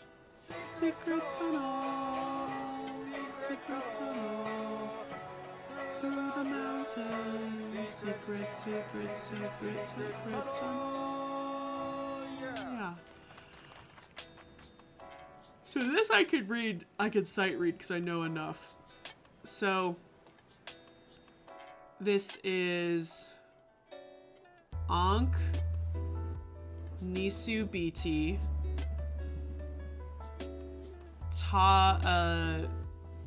Nebtawi Ra Mesu. No, wait. No, this is Ma'at Men Ra, I think. Sa Ra, and then we have Ra Mesu. I don't know what those last glyphs in that are. And then Mahaheru. So this roughly, and this is very rough, roughly. Yeah, she swallows the sun. Yeah, and it goes, and cause think about it, her esophagus and her intestines is the sky. So she swallows it and then she gives birth to it. So it comes in her mouth and then goes out her vagina.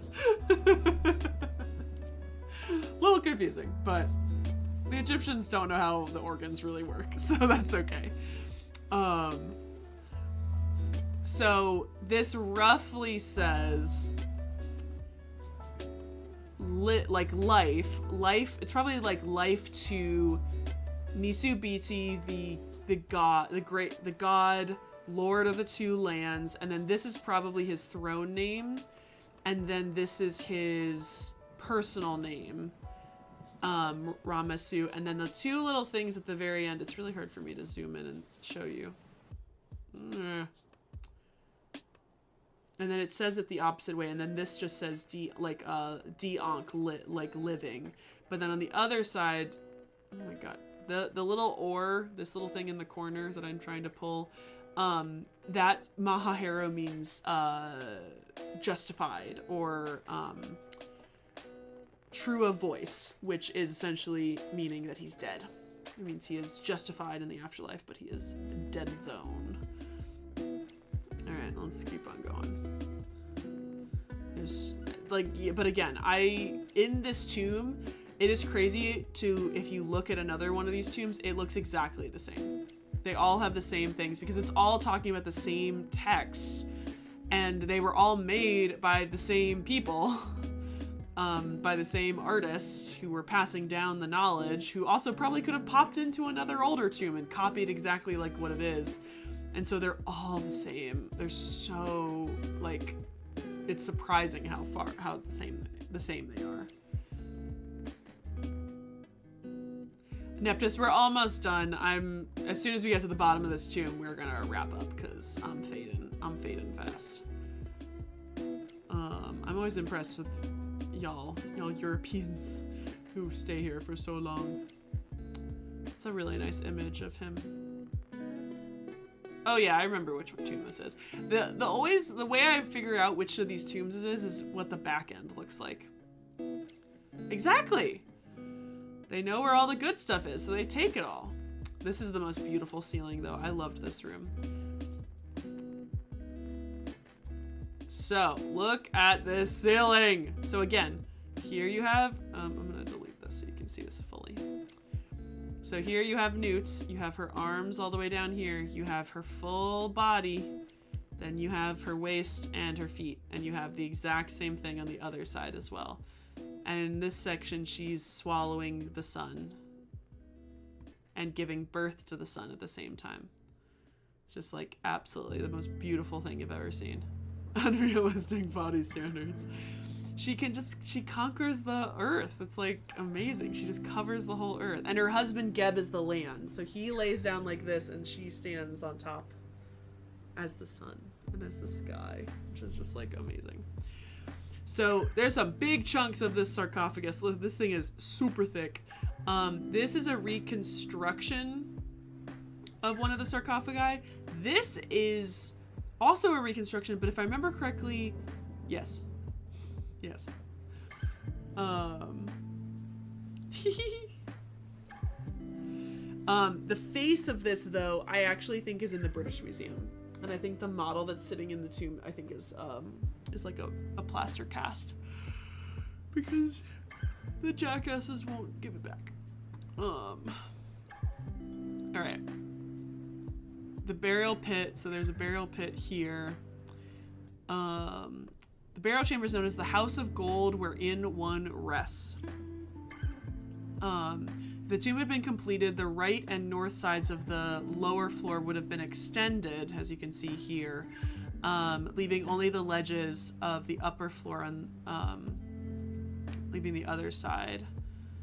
4 pillars flank the front east with 2 on each side of the descent. 1 pillar shows Ramses with Maat, Ptah, Sokar, Anubis, Merit, Seger, Osiris, and Ptah.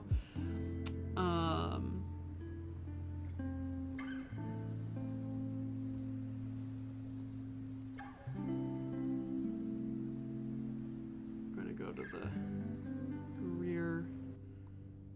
Oh, look at the crocodile. Oh, look at the headless people. So many headless beings. Oh yeah, so here we're looking at the piece of the sarcophagus that has been reconstructed. The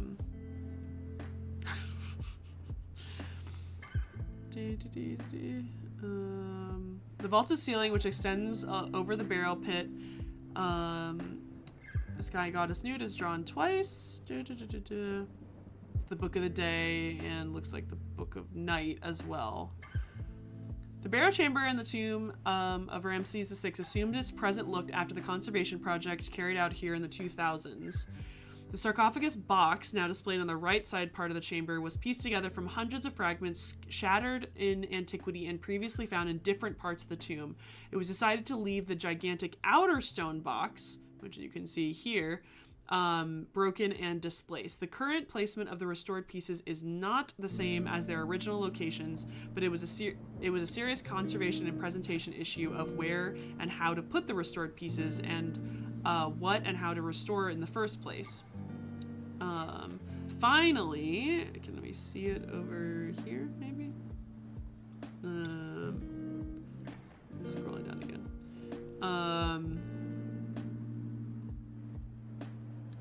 Some more images of Newt. Whoa, sorry guys. What I want is over here, so you can. So this, which I'll show from the front,